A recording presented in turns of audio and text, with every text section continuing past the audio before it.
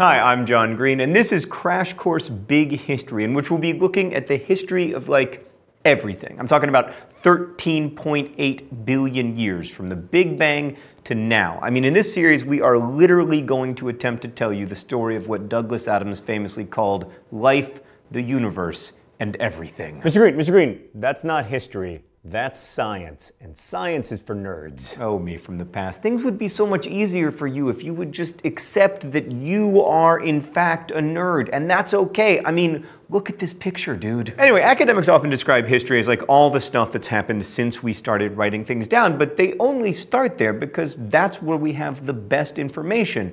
And yeah, I think that the advent of writing was a huge deal, obviously, but as a start date for history, it's totally arbitrary. It's just a line we drew in the sand and said, okay, history begins now. In big history, we're gonna start history when it really starts, at least we think, at the creation of the universe, and we're gonna end that story where it ends. Please let that be after I die. Well, I guess it'll definitely be after I die. It's just what I want it to be, a while after I die. So we're even going to terrify traditional historians by using physics to make some predictions about the future, and we're going to end many trillions and trillions of years from now when the universe itself, spoiler alert, dies, at least in a manner of speaking.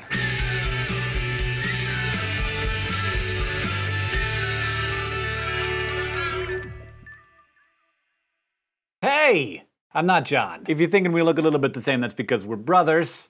I'm Hank. Anyway, if you want to learn the 13.8 billion year history of the universe in the same amount of time that we usually cover the 238 years of American history, you're not going to get the same resolution. Of course, knowing the names and dates of American history is important, but we just can't do that in big history. There are much broader historical questions in the story of the universe that can only be explored by zooming out to the ultimate scale. As you zoom out, you see a lot more of the picture. The details get a little fuzzy, but we quickly realize that history is everything. Cosmology, geology, biology, social sciences, literature, physics, everything. You might think that such a scale would be filled with way too much detail, but the amount of detail an answer requires depends on the nature of the question. Some questions can only be explored by zooming out. That is what big history does. Speaking of zoomed out, this is Earthrise, one of the most famous photographs of all time. William Anders, an Apollo astronaut, took it in 1968.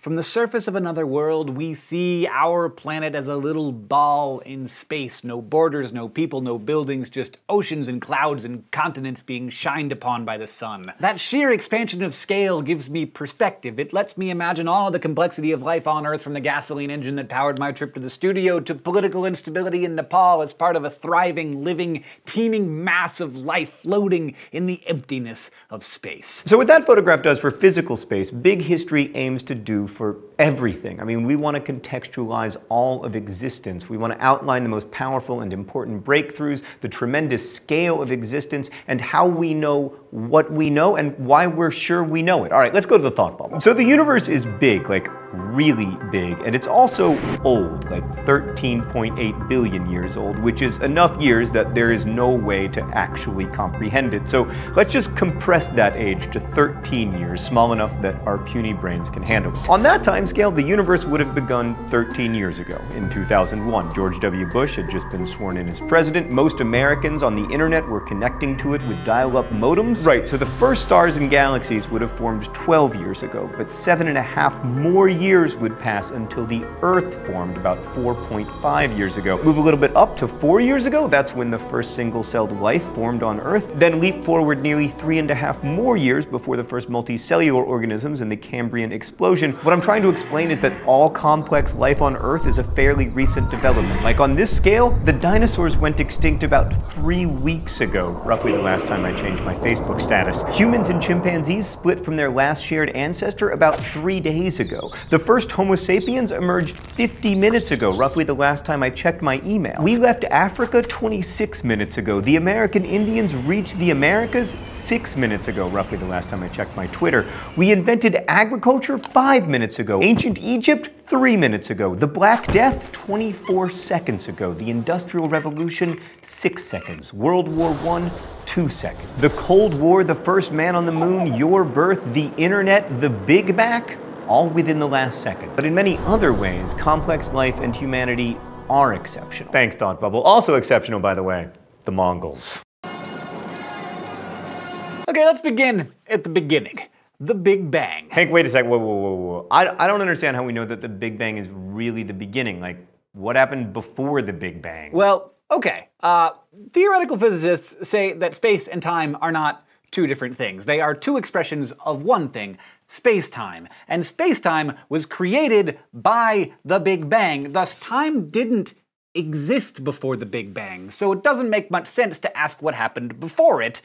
There was no then. Of course, this, like many ideas in cosmology, doesn't really make any sense to our puny human brains. It's largely beyond our comprehension, rather like explaining color to a blind person. We know that it's true because the math works and it explains our observations so elegantly, but it's so far outside of how we directly perceive the world that I don't think it's something even the most genius physicists are able to imagine. But yeah, if you're gonna do a chronological study of the universe, the creation of time, it's probably a pretty good place to start the story. So the Big Bang wasn't something that happened inside the universe, nor did it expand into some kind of void. It was literally the moment when both time and space were created. The thing that was banging was the universe itself. It was expanding from an unimaginably tiny point to an unimaginably large universe unimaginably quickly. Unimaginable is basically the subtitle to the story of the Big Bang, but then again, it's also kind of the subtitle to everything else in big history. I mean, I can only do this occasionally, but sometimes you look outside and you're like, oh my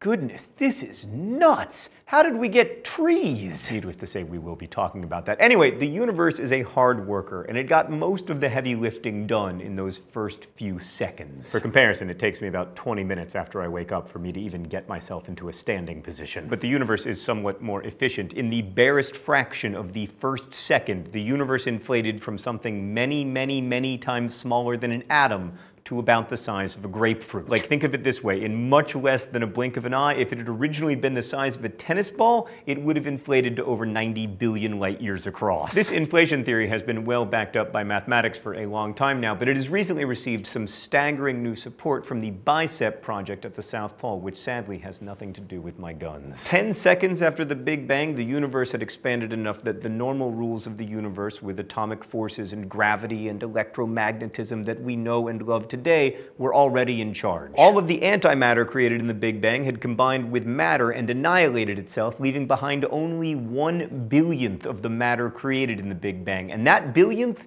is everything. And I mean everything. Every grain of sand, every blueberry you will ever eat, every star that you will ever see, everything. We've already tried to understand how big a billion is, but just pause to think about that. Everything is 1/1000th of the matter created in the Big Bang. The first law of thermodynamics is that matter and energy cannot be created or destroyed. Everything we have now, we had then. The matter that makes up your body right now has been around since those moments 13.8 billion years ago. It's simply changed form. After just 3 minutes, the universe was cool enough that the nuclei of atoms started forming, just hydrogen and helium back then, the two simplest elements. Keep those two in mind, however, because it turns out if you take a bunch of hydrogen and you wait like several billion years, you might just grow yourself some humans. Let's remember, at this time, the universe was still very hot. I don't want to use the word unimaginable too often, but it was unimaginably hot. The universe remained like an uber hot sea dominated by radiation, but then luckily it simmered down to a balmy 5,000 degrees Fahrenheit about 380,000 years after the Big Bang, allowing matter and radiation to separate. And remember, matter is just a more congealed form of energy. I mean, you are a somewhat firm bag of energy. In my case, not that firm. So anyway, at 5,000 degrees Fahrenheit, radiation was finally able to move freely through the universe, and we see that radiation today as the end of the dark ages that followed the Big Bang and the beginning of a brilliant flash that we call cosmic background radiation, which is a great name for a band. Physicists call it the fingerprint of the universe, and it's one of the most important pieces of historical evidence we have for the Big Bang, because CBR is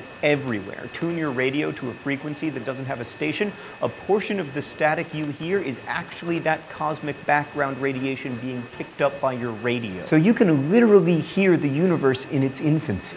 Sometimes sometimes it can be tricky to know what's true, especially when we're talking about stuff that happened so far in the distant past. That is why we created science, that elegant system for sorting out the facts from the fertilizer. So just using your limited human senses, you might come to the same conclusion as 19th century scientists, that the universe is static, eternal, and infinite.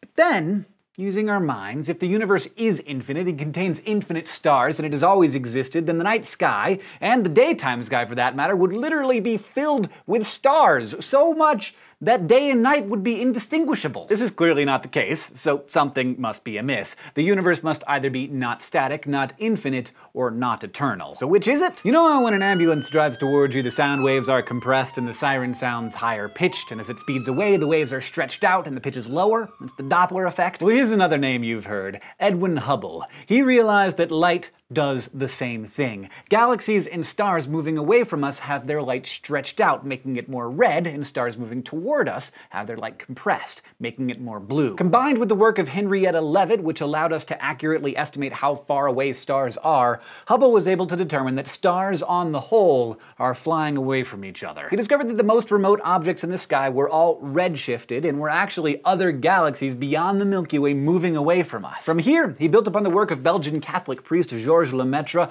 who hypothesized that the universe began at a single point. Big Bang cosmologists wanted proof, though. They knew that the amount of radiation released by the Big Bang would be massive, and they wanted to see it. It wasn't until the 1960s that it was found, accidentally, by two guys working on an antenna at Bell Laboratories in New Jersey. They were trying to eliminate all the background noise from an extremely sensitive radio antenna, but they found this faint hum coming from every direction. They tried everything they could to get rid of it, including murdering the pigeons that kept pooping on the antenna. Kinda sad, but those pigeons, they gave their lives for one of the most profound discoveries in modern science. A conversation with a local radio astronomer led them to show their findings to an astronomer at Princeton, who confirmed the existence of what had been predicted for years. The final piece of that Big Bang puzzle is that we can see it. Light has a speed. When we look at the sun, we're seeing the light that left it 8 minutes ago. But if we look at something that's 13.8 billion light years away, we're seeing the stuff that happened 13.8 billion years ago. That radiation has been traveling since the very beginning of the universe.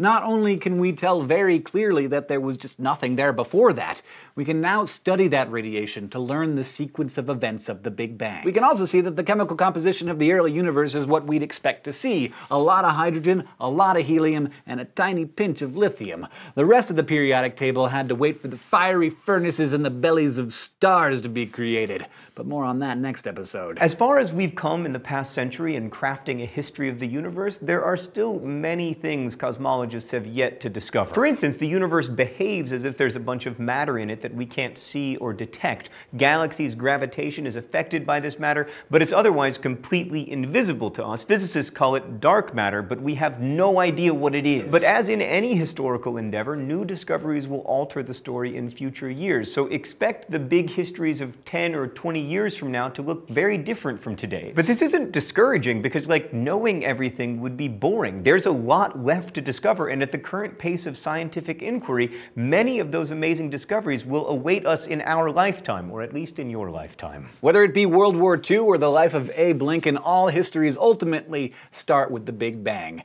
Yeah, it would be silly to start your typical World War II textbook with the Big Bang, but it would be about 100 trillion times more ridiculous to say the Big Bang, the mother of all historical events, was not history. And that's why big history reaches into the lives of every person on this tiny speck of dust we call home, regardless of nation, class, or creed, and forms our common story. See you next time.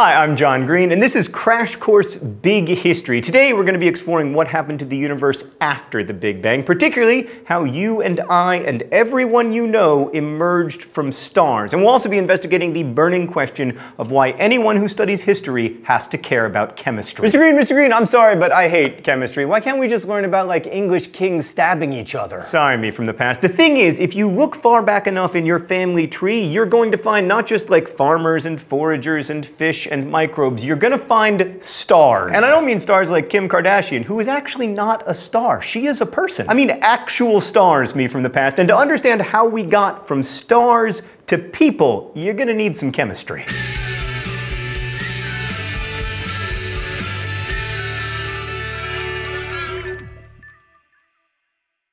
So last episode we went from the very beginning of everything to the release of cosmic background radiation, and CBR is a major piece of evidence that the Big Bang happened. Studying it closely also tells us the age of the universe, and it allows us to see the minute variations in temperature and density of the early universe, and it turns out that those tiny differences are a really big deal. So when the universe inflated from much smaller than an atom to the size of a grapefruit in a split second, there were quantum fluctuations, tiny little blips on the unpredictable quantum scale, and they created those little variations that we see in cosmic background radiation. And as the universe continued to expand, I mean, it is currently larger than a grapefruit, those variations in density were inflated to such a scale that gravity was able to take hold and start clumping together clouds of hydrogen and helium gas. So 380,000 years after the Big Bang, the universe was becoming an increasingly cold and increasingly boring place. Like, temperatures were no longer high enough to forge new elements, and if hydrogen and helium hadn't clumped together, nothing would have ever happened ever again. Our universe would just be a dull, homogeneous place with some clouds of hydrogen and helium gas floating around. Dull and gassy. Just like North Dakota. I'm just kidding, North Dakota. You do have a lot of natural gas, but you're very interesting. I mean, you have Mount Rushmore. What's that? Oh, I see. All right, sorry. Yeah, then, But what happened is that while the universe on the whole continued to cool, thanks to those tiny variations that emerged during inflation, certain pockets of the universe were about to get very hot. Indeed, a liberal dose of hot sauce was yet to come.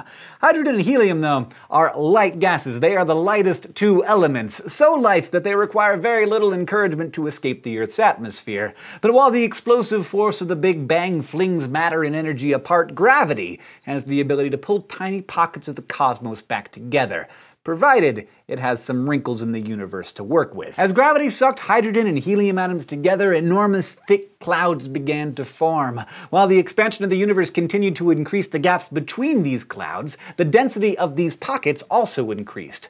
The vastness of empty space began to be filled with tiny islands where atoms of hydrogen and helium were increasingly squished together. Despite being the lightest of all the elements, the immense amount of all that gas built pressure up in the center. Increasing pressure meant increasing temperatures. Just like after your 2 a.m. taco run, suddenly these gassy pockets were burning inside. It was in this rather uncomfortable state of heartburn that the first stars flared into life, roughly 100 million years after the Big Bang. By a billion years after the Big Bang, the universe was starting to look like what we think of as a universe, an immense vastness littered with hundreds of billions of galactic islands containing hundreds of billions of stars. And as recent work with the Kepler Space Telescope has revealed, a mind-numbing number of planets. So the universe is big, it's really big, but it's not so big that it's impossible for the average person to get a mental picture of, like, our neighborhood. Our galaxy, the Milky Way, formed from these galactic mergers with other galaxies that stopped, like, around 10 billion years ago. Our galaxy is about 100,000 light years across, which means that it takes, 100,000 years for light to get across it. And even if humans become, like, technologically capable of colonizing the galaxy in the next millions of years, our little galactic island is probably where we're gonna stay, just peeping out on the rest of the universe. So there are between 200 and 400 billion stars in the Milky Way with huge distances between them. And there hasn't been a merger between our galaxy and another for a long time, but our neighbor Andromeda, which has closer to 1 trillion stars, is actually set to collide with us in 3.75 billion years. But don't worry, this isn't gonna be like a car crash, because the vast distances between stars make it very unlikely that stars will actually hit each other in such an event, although many new stars will form. Instead of a car crash, think of like a 3 billion year long tango of two graceful galactic dancers. This is going to totally mess up the constellations that we're familiar with now, but the good news is that by that time the sun will have wiped out life on Earth regardless, so we won't have to worry about it. And the even better news is that, let's face it, there's no way our species is making it until the sun wipes us out. As far as these galactic islands go, ours is a modest size. Like Malin 1 is a spiral galaxy like ours, but it's a whopping 680,000 light years across. And the giant elliptical galaxy, excitingly named M87 because astronomers are so good at naming things, is 980,000 light years across.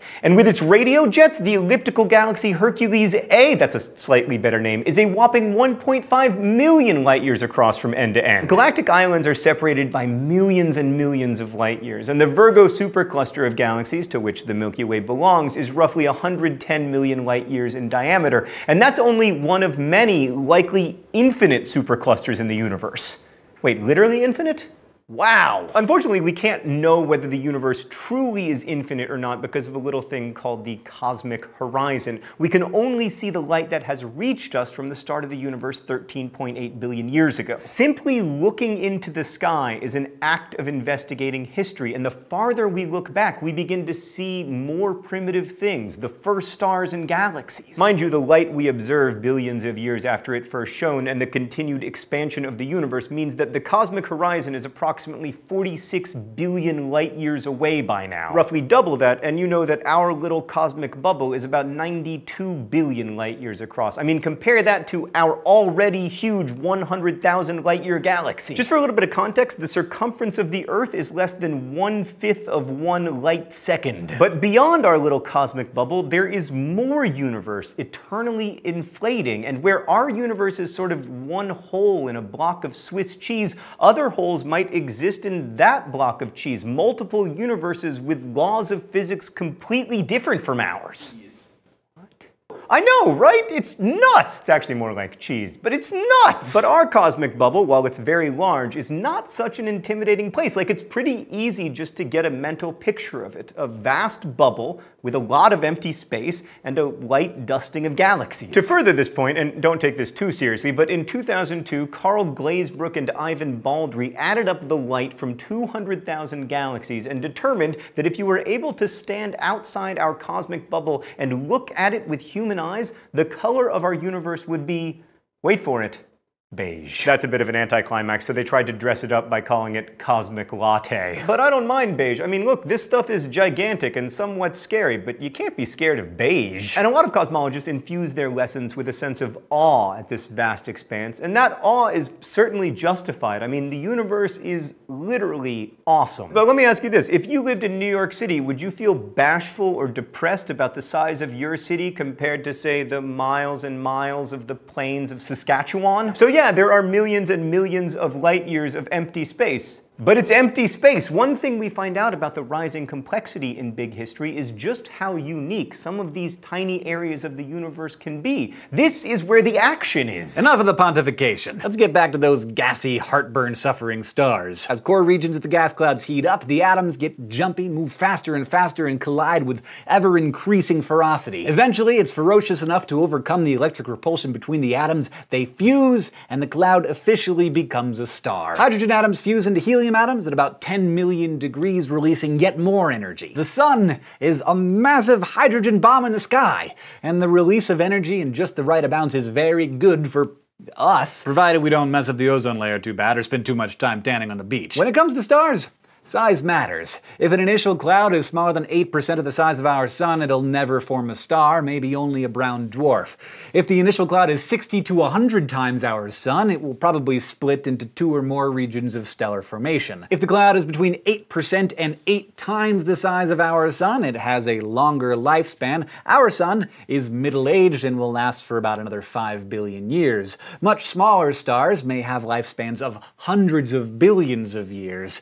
Large stars sometimes only live for a few 100 million years. As all stars run out of hydrogen and helium as fuel, the outer edges of the star swells up. Fusion of heavier elements occurs, requiring higher and higher temperatures, creating heavier and heavier elements, all the way up to iron. But elements heavier than iron can't be created in stars. There simply isn't enough energy to fuse those heavier nuclei together. So how is the rest of the periodic table formed? When giant stars 8 to 60 times the size of our sun exhaust their fuel, they collapse. This may last no longer than a second, but it will be followed by a huge explosion. These explosions shine with the energy of billions of stars, and combined with proton and neutron capture, supernovae are responsible for creating the heavier elements of the periodic table. Flinging out these elements, the rest of the cosmos is fertilized and nourished by the ashes of dead stars. Carl Sagan said it best: we are made of star stuff. And he really meant that. I mean, you see this globe? It was made in the belly of a star. You see your computer? Made in the belly of a star. Your dog? Made in the belly of a star. Your right hand? Made in the belly of a star. Your left hand? Potentially made in the belly of a different star. Stellar evolution bridges the gap between the mind-boggling origin of our universe and the tangible material stuff that you see around you. And in fact, the tangible material stuff that you are. Humans haven't just appeared out of nowhere. We've changed form. We used to be much hotter, of course. I mean, temperature-wise. This is why chemistry is important to understanding the grand narrative of 13.8 billion years.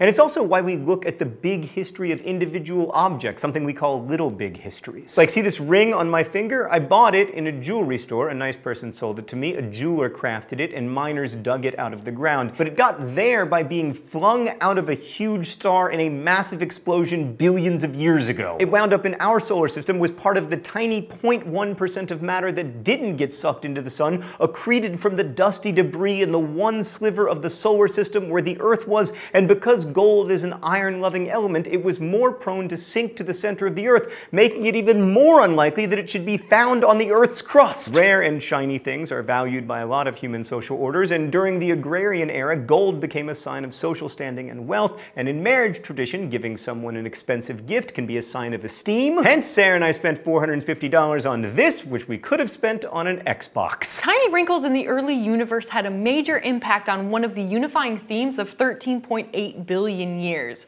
rising complexity. Wrinkles created stars, stars created elements, and some of those elements came together to form life, and of course us. Gradually, we see an increase in the number of connections and building blocks present in the universe. For instance, a star is comprised primarily of two elements, hydrogen and helium. But here's the thing. If there had been no wrinkles in the early universe, energy would have been evenly distributed across the cosmos. Without flow of energy, like say that through a star, no complexity can arise, none whatsoever. This state of existence is called thermodynamic disequilibrium, which means that energy is not evenly distributed. A simple structure like a star is big, but it's just a large pile of the lightest elements and doesn't score very high in energy flow density. Your brain is 75,000 times more complex than a similar sized chunk of the sun. Its building blocks and nodes are way more intricate. Your brain has way more connections than there are stars in the galaxy. You wouldn't think a story that spans cosmology, geology, biology, and human history would have a unifying theme, but rising complexity is something that stretches across all 13.8 billion years. And it began with those tiny wrinkles in the early cosmos. So now moving past, I hope you see why a basic understanding of chemistry is important to understanding our ancestry. I mean, stars are pretty much your great-great-great-great-great-great-great-great-great-great-great, etc. grandparents. And you wouldn't ignore your grandparents, would you? Mr. Green, no way. I mean, they're a big part of my plan to get a car for my 16th birthday. That's really touching me from the past. Also, I've got bad news for you. So in today's episode, we've learned that everything around us, everything that we can touch and feel and see, even us, is debris floating around enormous stars in the vacuum of space. We clump into specks, we change form, but we owe our entire existence to these burning, gassy balls that we see in the night sky. We may just be the ashes of dead stars, but those ashes hold the potential to arrange themselves in increasingly complex ways, from which the Earth and all it contains can arise. But more on that next time.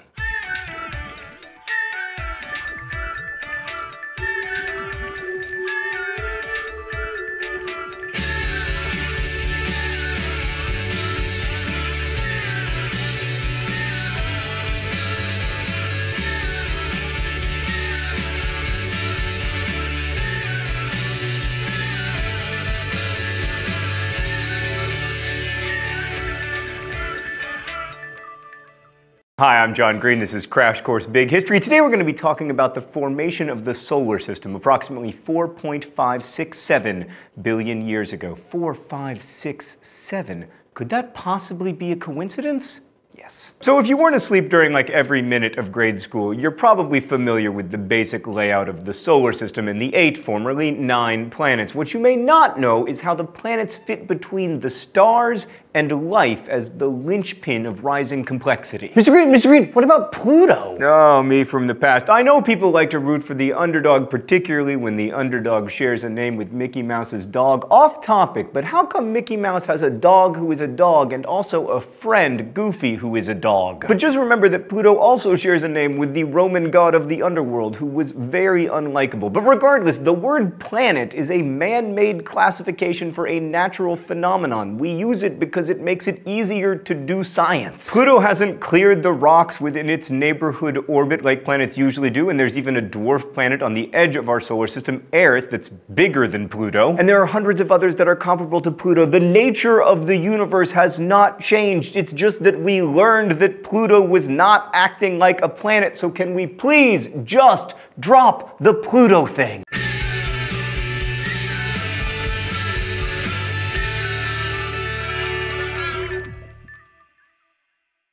So we're now moving from the scale of galaxies, which involve millions of light years, to a neighborhood that's only a few light hours from the Sun to Neptune, the farthest planet, or at most a light year or two to the distant Oort cloud of billions of comets held by the gravity of our Sun. So last episode we talked about how the stars are like our great many times over grandparents. Well, our Sun actually had stars as its parents too. It's most likely a second generation star, which means that the Sun was formed from the wreckage of previous dead stars, and that it contains elements other than just hydrogen and helium, heavier elements that are forged in the bellies of stars, and some of which are like flung out by supernovae. When our star formed, its immense gravitational pull sucked in 99.99% of all the matter in the solar system, so in this case, we are all the 0.01%. But essentially, the rest of the solar system is made up of the debris, like the crumbs, the dregs in the bottom of your coffee cup. Our Sun formed over the course of about 100,000 years in what's called a solar nebula, which is like a fiery cradle of wisps of dust and gas. Then the solar nebula began to compress into a star, probably triggered by a nearby supernova that also, usefully, peppered the solar system with even more heavy elements. And then as the Sun slurped up like almost all the matter in the solar system, pressure made the core of the Sun heat up and it came to life. The usual fusion of hydrogen and helium began to happen and continues to happen, which is nice because otherwise the Earth would be extremely cold and also very dead. So how do we know all of this is true? Well, let's talk to Emily from the Brain Scoop. Well, a good piece of evidence is the construction site rubble from that time. Meteorites form a sort of fossil record. Meteorites fall to Earth, and some of them are primitive clumps of nebular dust. Careful investigation reveals them to be around 4.568 billion years old. The point is, there can only be two environments where iron-60 came from. One is inside a very old giant red star, and the other is within a supernova. Elderly red giants move away from star-forming regions in the galaxy. Chances are the Sun wasn't formed near one of those. So it's much more likely that our Sun's formation was triggered by a supernova blast. So in the early days, the heat from the Sun blasted lots of gassy materials away from the inner regions of the solar system, encompassing Mercury, Venus, Earth, and Mars. Further out, in the vicinity of where Jupiter is now, it was cold enough for volatile gases to hang around and even become liquids or solids. That's why the inner planets, like us, are rocky, and the outer planets, Jupiter, Saturn, Uranus, and Neptune, are all these humongous gas giants. So what happened to the remaining 0.01% of our solar system, and what does this have to do with the rise of complexity? Well, the dust floating around the baby solar system wasn't just elements. Like heating in the stellar nebula allowed this dust to sometimes form more complex configurations of elements, like for one thing, around 60 different kinds of minerals. So then the dust began to stick together. Why do I have balloons, by the way? Well, obviously I'm going to tell you shortly. So you may have noticed that if you rub a balloon onto your head for long enough, it will stick. That's because of electrostatic forces, precisely the same forces that allowed the dust in the solar system to gently collide and stick together. And then as those clumps of dust got bigger and bigger, the collisions ceased to be so gentle. So within 100,000 years, there were many objects of up to 10 kilometers in diameter in the solar system, and the force and heat of those violent collisions allowed the formation of still more celestial bodies. Objects continued to collide, the larger objects sucking in the smaller ones with their gravitational nets, and then the largest in each orbit began bulldozing its way through the remaining material. So after about 1 million years, the solar system consisted of a few dozen or so protoplanets. They were roughly between the size of Mars and our moon, and then over the next 10 to 100 million years, the game of pool continued, each collision being something terrifying to behold, until we wound up with the 8 massive planets we are familiar with today. But of course, there's more than just planets in our solar system. There's an asteroid belt between Mars and Jupiter, for instance, which may be a failed planet messed up by Jupiter's gigantic gravitational pull. And then on the edge of the solar system, there's the Kuiper belt, a region of planetary shrapnel like poor old Pluto, and even further out in the boonies, there is the Oort cloud. It's like this huge borderland teeming with billions of comets, but it's still within the sun's gravitational pull, and the Oort cloud is a light year away. That's how massive our sun is, and it's a pretty modest-sized star. So this was a pretty intense time in terms of energy transference. Like, all those protoplanets smashing together converted huge amounts of kinetic energy to heat. In fact, it was so much heat that when combined with the heat put off by radioactive materials in the early solar system, the Earth was a molten ball of lava. Basically, the entire planet was as hot as Houston, Texas. What's that? Apparently, it was much hotter than Houston, Texas. Anyway, the Earth underwent a process of differentiation, whereby heavy elements sank to the center and many lighter elements floated to the surface. A lot of the metallic elements, like iron and nickel, sank through the hot sludge to the core, where they still are, and the lighter silicates floated upward, forming the Earth's mantle, a region about 3,000 kilometers thick. The even lighter silicates floated to the surface, where they eventually cooled into the Earth's crust, about 35 kilometers thick in some places, and at the bottom of the deepest oceans, about as thin as 7 kilometers. You can think of the crust as like the thin layer of skin that forms on a bowl of hot clam chowder, and you wouldn't be far from the truth. By the way, I could use some delicious geological clam chowder right now, just like my mom used to make, but with more nickel. The lightest materials of all, including gases like hydrogen, helium, methane, water vapor, nitrogen, ammonia, hydrogen sulfide, they bubbled to the surface and were kind of belched out of volcanoes to form the early atmosphere of the Earth, the steam off the soup. And then even more water vapor was brought in by comets falling to Earth, which we appreciate, comets, but even though we do have a water shortage, we don't need you to come back. Much of the methane and hydrogen sulfide in the early atmosphere was converted into carbon dioxide, which turned the sky into like a terrifying red rather than our friendly blue of today. So basically, you've got an Earth with a red sky, volcanoes that are thousands of feet high, a black, barren, rocky surface, the foul smell of sulfur everywhere, scalding hot steam, constant collisions of fire and brimstone from above, occasionally splitting the crust open and creating entire oceans of lava. That's why we call this period in Earth's history the Hadean era, after Hades, the Greek god of the underworld. But a couple nice things about this crazy, terrifying ball of fire. One, we weren't there, so it's not bothering us. Two, all of this intense heat and pressure allowed mineral combinations to increase dramatically. In fact, there were a whopping 1,500 different combinations, and that would only increase as plate tectonics and life got involved. So during this terrible toddler phase for the Earth, a Mars-sized object dubbed Theia collided with the newly formed Earth in a vigorous kind of body check, or I guess more of a planet check. This knocked out a huge chunk of the Earth's materials, and then over time, those materials accreted into, you guessed it, the moon. The moon, of course, is best known today for inspiring the moons over my hammy sandwich at Denny's, but it also inspired the space race and millions of poems and paintings, and it also created tides. But putting aside the tides, which are admittedly a pretty big deal, without the moon, what would wolves howl at in all of those t-shirts? Alright, so as the Earth cooled, the water vapor that had accumulated in the atmosphere fell in torrential rains, like downpours that lasted millions of years. It was like Seattle, but instead of like coffee and grunge music, there was just ammonia. These downpours created the first oceans. Like, as the Earth's surface cooled below 100 degrees Celsius, water vapor was able to stay in liquid form, and somewhere between 3.8 and 4 billion years ago, we had oceans. Let's talk about food again. This time, though, instead of Earth chowder, let's imagine the Earth as an egg. The crust is as thin as the eggshell, it's also brittle and fractured into segments called plates. Essentially, these plates float on top of squishy, goopy rocks that are close to their melting point. As a result, the surface of the Earth has a history of its own, including the creation of mountains, the explosion of volcanoes, the forging of mighty supercontinents like Rodinia and Pangaea. Plate tectonics affects everything from the movement of continents to the distribution and evolution of species, and is one of the most vital principles of modern geology. It's also responsible for less fun things like massive earthquakes and supervolcanic eruptions that have caused the deaths and even total extinction of millions of species. Finally, the point should be raised that of all the possible scenarios that might kill off the human race, provided we don't kill off ourselves, a supervolcanic eruption is among the foremost of them. In fact, on the scale of millions of years, a devastating eruption is almost guaranteed to happen. And unlike an asteroid, one can't go all Bruce Willis and blow up a super eruption with a nuke.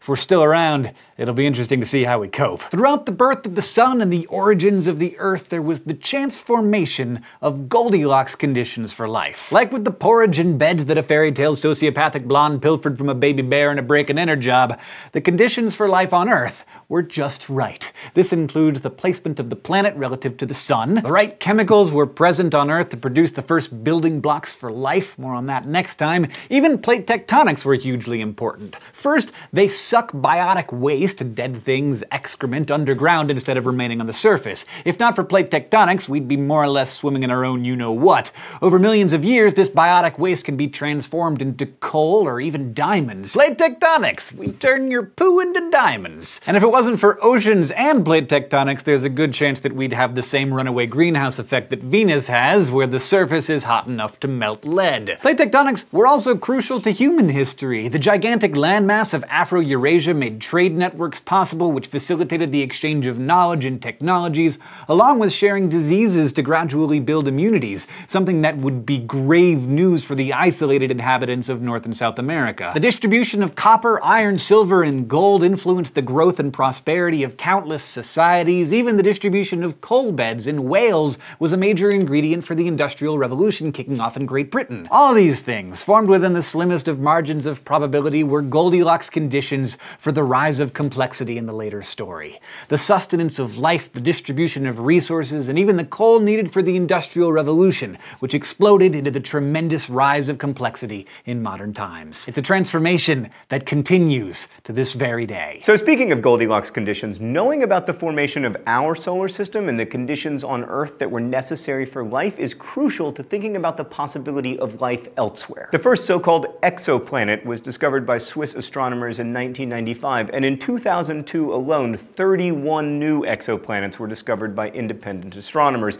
NASA has taken this several steps further. In 2009, they launched the Kepler probe to look at about 150,000 solar systems in the nearby galaxy. As of now, they've found hundreds and hundreds of confirmed planets with thousands more potential candidates. And estimates are that in the entire Milky Way galaxy, there could be as many as 40 billion Earth-sized planets orbiting their stars in the Goldilocks zones for life. And that's just in our galaxy. There are hundreds of billions of galaxies in the universe. Now, I'm not going to tell you that creating life is as easy as shooting fish in a barrel, but if you put 100 trillion bullets in that barrel, you are bound to hit a fish. But given the vast amount of space between solar systems and the fraction of time in which life, to speak nothing of the sliver of time so-called intelligent life, has existed on our planet, we may never encounter other life forms. But I find it tremendously exciting as well as kind of comforting knowing that there may well be other forms of life out there, even if we never run into them, from microbes to multi-celled organisms like, you know, us. Maybe they're as astonished by their existence as we are by ours, and thinking about that, one begins to feel a little bit better about our tiny role in the cosmic play. We may never meet, but we're comrades in the strange phenomenon of rising complexity in the universe.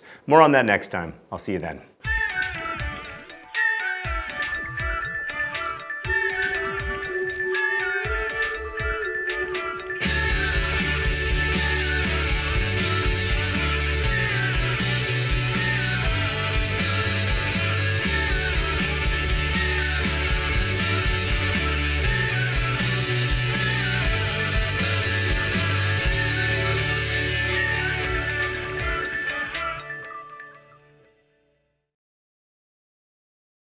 Hi, I'm John Green, and welcome to Crash Course Big History, where today we are going to get a life, or at least the Earth is going to get a life. But first, today we have to start with a disclaimer. The origin of life is in many ways a blank spot in the pages of history, like the mysteries surrounding the Big Bang or dark matter. The origin of life is still pretty puzzling to us. Like, thanks to scientific research, we have a general idea of what needed to happen to bring about life, but we're pretty fuzzy on the details. Mr. Green, I mean, if we don't know, then why are we studying it as history? Maybe we should just let scientists figure all that stuff out and then they'll get back to us after this class is over. Well, me from the past, I'm sure the thousands of scientists working on that question appreciate your patience, but even when we have blank pages in the annals of history, it's still history. There are still competing ideas and theories about the presidency of Franklin Delano Roosevelt, but the fact that there are open questions doesn't mean it didn't happen. Sometimes we don't have a clear narrative of events, and it's up to us to collect more evidence and refine those theories, but first we have to know about the current evidence and the current theories. I mean, ultimately, that's what history is.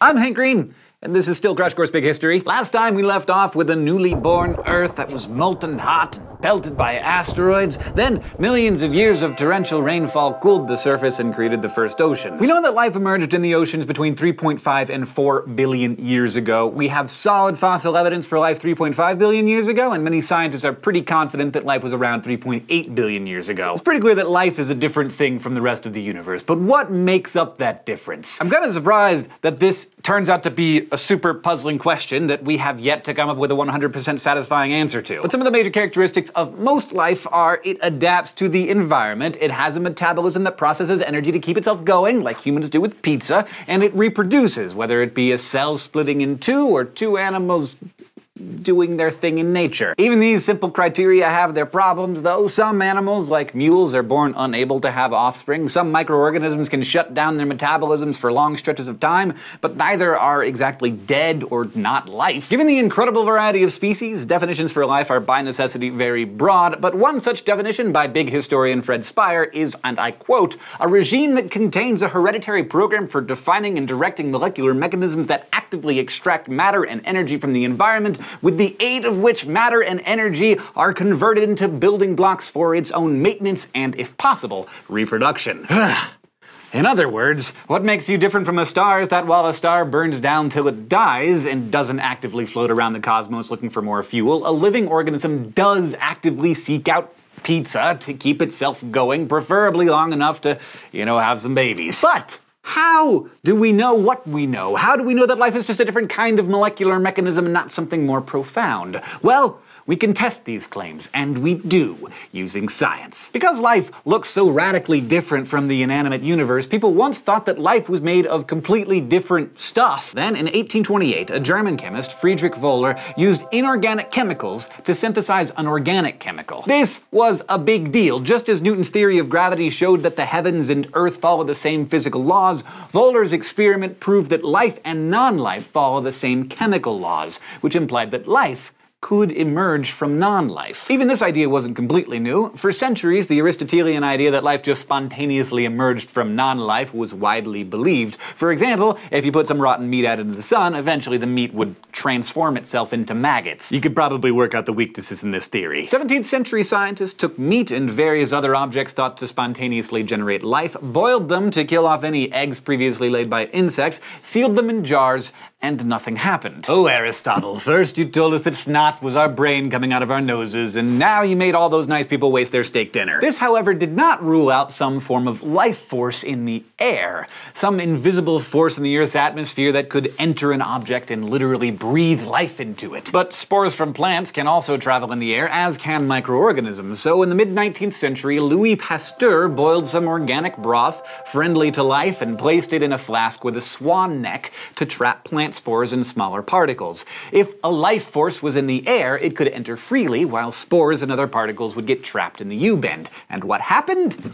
Nothing. A century and a half later, those flasks are still devoid of life. The conclusion? The ancients were wrong. After a dose of claim testing, it became clear that life must emerge from the inanimate world by chemical processes that are discoverable by science. But what did early life look like? Well, for a whopping 2.1 billion of the 3.8 billion years of the evolutionary epoch, history was made by tiny single-cell organisms called prokaryotes. That's roughly 55% of the entire story of life. Now, some of those prokaryotes evolved about 1.7 billion years ago into slightly bigger single-celled organisms called eukaryotes, and then, that kept happening and eventually us. But for now, let's just talk about prokaryotes. Prokaryotes lived in the seas and ate chemicals in their surrounding environment. Now, these microscopic prokaryotes might not sound very impressive, but they do make up the vast majority of your family tree. They're also distant relatives of the modern bacteria that are everywhere, crawling around the room that you're in right now, crawling all over you, crawling inside of your intestines. That's right, somewhere right now there is a bacterium that will give you food poisoning in an undercooked hamburger, and it is your cousin. But the thing is, even in its earliest stages, single-cell life was massively complex compared to the inanimate universe. I mean, I know these are tiny little specks, but compared to everything else that had happened on Earth until them, they were an immense tangle of chemical networks and building blocks. But how did an object as ridiculously complex as a prokaryote first emerge? Well, first of all, it's very difficult to think of how life would form in an oxygen-rich atmosphere like present-day Earth's. Oxygen is kind of a nasty, highly reactive chemical. In fact, if the oxygen levels in this room were substantially higher and I was just rub my hands together really fast, I could burst into flames.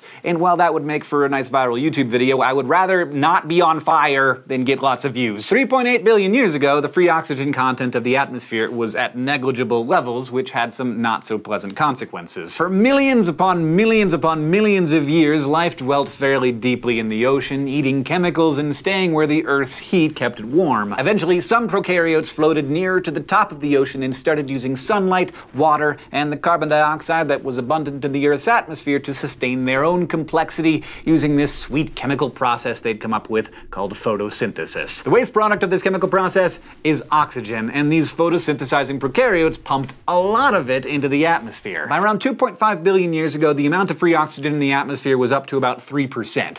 Oxygen can be nasty, and so scores and scores of tiny single-celled organisms couldn't handle it and died off in a massive wave, sometimes known as the oxygen holocaust. So many species of single-celled organisms, each with the potential to evolve into more complex life, were wiped out. Even at this early stage, our evolutionary ancestors were squeezed through a bottleneck. And this will not be the last such disaster that nearly wiped everything out. Next time you have a bad day, remember that it is amazing that you are alive at all, much less a member of a self-aware species living at the height of human technological progress. Speaking of ancestors, somewhere between 1.6 and 2 billion years ago, the eukaryotes evolved. And because you, your dog, the chicken you ate last week, and the mushroom you ate the week before all descended from them, they really put the you in eukaryotes. And eukaryotes contained organelles, like cellular organs that enhanced their abilities. About 1.5 billion years ago, eukaryotes invented sex. Up until that point, single-celled organisms split in two or cloned with no need to find a partner for romance and DNA exchange. Sexually reproducing eukaryotes possibly obtained these abilities through cannibalism, just eating each other, which may have led to some accidental exchange of DNA. After that, the evolutionary advantages of sex probably resulted in it catching on. Having a partner means having two sets of genes and thus a wider range of genetic diversity from which evolution can pick and choose. Sex is a huge deal. It enhanced evolution and therefore deserves to be classed as one of the most revolutionary advances in the history of life on Earth, and a huge leap forward in the rise of complexity since the very beginning of the universe. So where did these complex single-celled organisms come from in the first place? Well, Charles Darwin's own hypothesis was that life evolved in some, quote, warm little pond suitable for fostering life. Other scientists postulate that life may have formed from organic chemicals next to the warmth of underwater volcanoes, and still others champion the idea of panspermia, which states that life may have evolved elsewhere in the solar system and then been transported here by an asteroid which seeded the Earth. Like I said, this is a blank spot where many different historical theories are seeking evidence to clarify what happened. It's possible, actually, that this problem could be solved in our lifetimes, which is pretty exciting. Anyway, whatever physical forces were at play, primitive organic chemicals eventually came together into balls with protective membranes. They would have reproduced and proliferated much as life does today, but the earliest blobs of organic chemicals would have reproduced clumsily, inaccurately, with many useful adaptations getting lost. Essentially, these molecular mechanisms were badly programmed. In the 1950s, James Watson, Francis Crick, Maurice Wilkins, and Rosalind Franklin discovered how living cells replicate using DNA, or deoxyribonucleic acid. DNA is a double-stranded molecule that contains a list of orders for how it wants a living cell to be constructed. And then a single strand, RNA, reads those program orders and sets in motion the production of the proteins necessary to accomplish them. All life on Earth has DNA, which is one of the reasons we know that all living things on Earth, from farmers to fish, from moles to microbes, have a common ancestor. It's why you share 98.4% of your DNA with a chimpanzee, and why you share nearly half of your DNA with the banana that it likes to eat. Not quite cannibalism, but we do eat a lot of our distant cousins. But where did DNA and RNA come from? Another mystery. How could such complex programming evolve from simpler organic forms? One leading contender is the RNA world hypothesis, which postulates that there might have been an earlier version of just RNA, which was capable of both coding and self-replicating, and out of which separate and more complex structures evolved, DNA. DNA and RNA operate in extremely complex ways themselves, which is what you'd expect with something with as many connections and varied building blocks as life. By the way, we're not expecting you to come away from this video with a complete understanding of how DNA works. There is a link in the description to our Crash Course biology video on DNA, though, if you want this mind-boggling concept to come down a few boggles on the boggle scale. Remember this as well. When looking at a historical narrative, it's always useful to know how things work, but it's still more useful to know why they work, because they can influence the future sequence of events. Like, you don't have to know exactly how to design, build, assemble, and fire a 15th century longbow to understand the French and English conflict in the 100 Years' War. All you need to know is that longbows made things pretty unpleasant for a lot of French people. Like, there's a piece of wood sticking out of me unpleasant. DNA replication is an amazing, flabbergasting process that allows life to copy itself and sustain its own complexity. It copies a living organism with stunning precision. But even this impeccable copying process can occasionally be somewhat peccable. Once every billion copies or so, there is an error. These errors result in a slight mutation. These can have no effect, they can be very good, or they can be very bad. If useful, it allows an organism to be more successful and likely to pass on its genes. If not so useful, things go poorly, and the gene does not get passed on. On the scale of millions of years, these copying errors are the engine of evolution and the origin of new species. They allow the tiny layer of fragile organic material sitting atop the hulking geological structures of the Earth to be shaped and reshaped like Play-Doh, from prokaryotes to eukaryotes to trilobites to dinosaurs to Abraham Lincoln. As Charles Darwin put it at the end of The Origin of Species, there is a grandeur in this view of life, with its several powers having been originally breathed into a few forms or into one, and that, whilst this planet has gone cycling on according to the fixed law of gravity, from so simple a beginning, endless forms most beautiful and most wonderful have been and are being evolved. More on that next time.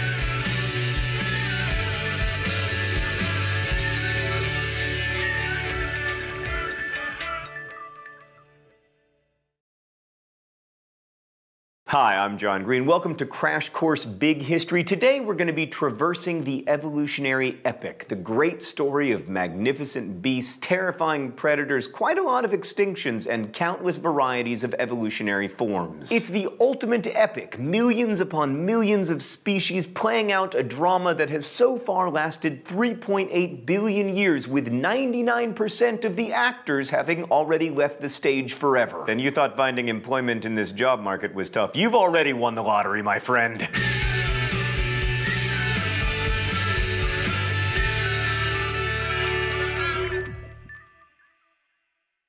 The keystone of our story is evolution by natural selection. So in the 1830s, a young Charles Darwin traveled around the world on the HMS Beagle. Inarguably, by the way, the most important beagle of all time. I apologize, Snoopy, but it's true. Darwin had the rare and amazing opportunity to study a great variety of the world's wildlife, and upon returning to England, he discovered that a variety of finches he had collected on the Galapagos Islands had beaks that were subtly adapted to their different environments and food sources. Darwin later combined this idea with the observation of how populations tend to overbreed and strain their resources. I mean, if there's competition for resources in an environment, then animals with useful traits would survive and pass those traits on to their offspring. Those who didn't survive long enough to reproduce would have their traits wiped out from the evolutionary tree.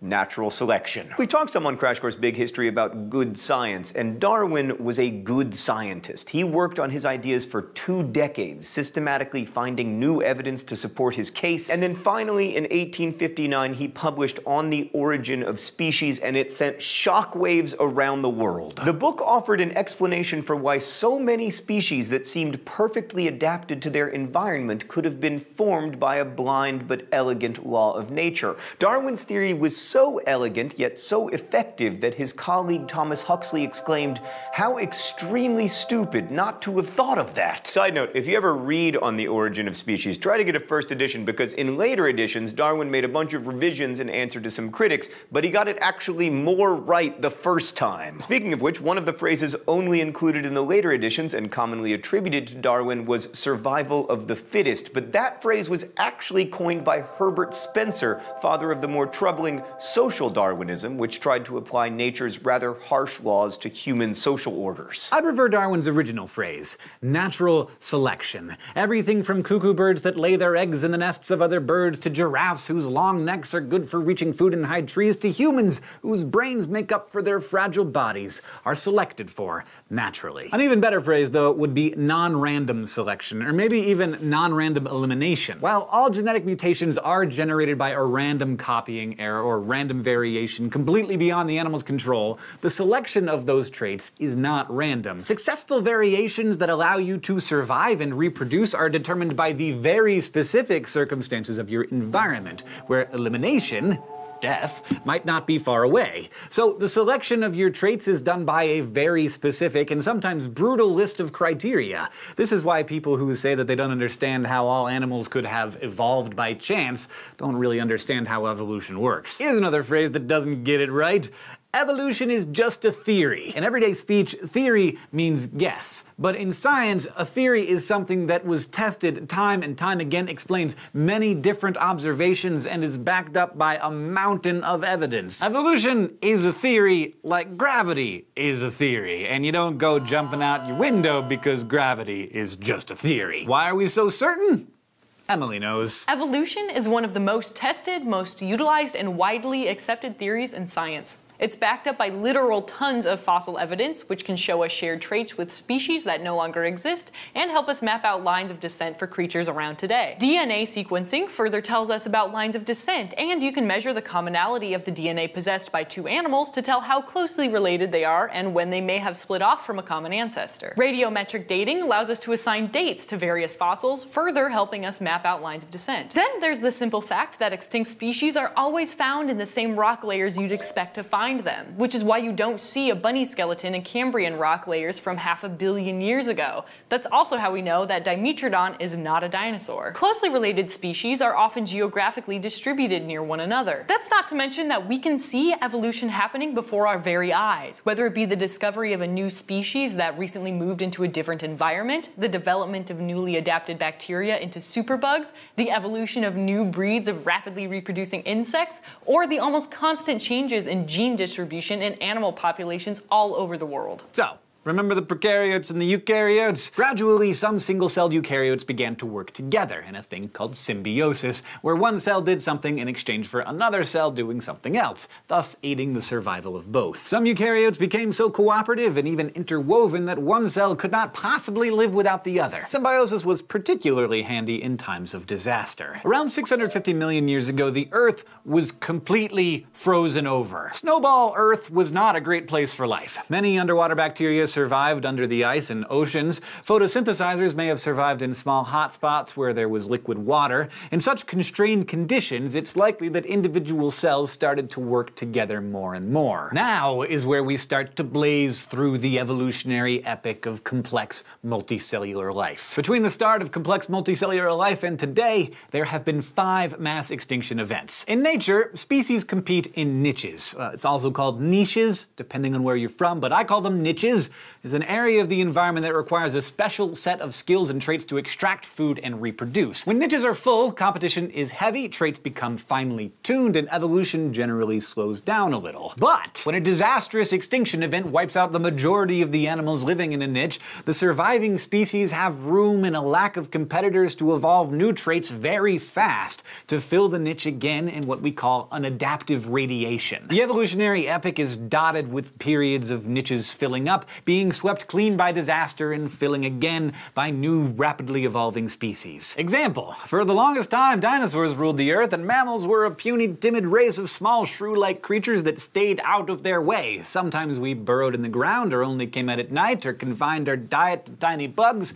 We could not compete with dinosaurs in their niches. Then the dinosaurs were wiped out, and mammals were able to rapidly fill all the empty niches, creating apes and elephants and horses and even whales. So after Snowball Earth, the Ediacaran era gives us the first extensive fossil evidence for multicellular organisms. They were various ancient forms that resembled today's worms, corals, mollusks, various underwater plants. But then in the Cambrian era, adaptive radiation really got underway, and multicellular life filled thousands upon thousands of niches unlocked by their new traits. A lot more is just possible for multi-celled organisms than for single-celled ones. Like, not to brag or to bring up my astonishing strength again, but I can bench much more than a eukaryote. Some of the most famous creatures that got their start in the Cambrian were trilobites, these bug-like creatures with exoskeletons that existed in a variety of species and forms, occasionally in swarms of thousands. And they didn't go extinct for nearly 300 million years. That's over 1,000 times longer than Homo sapiens have been on the planet. Also, as my 4-year-old son can tell you, the Cambrian era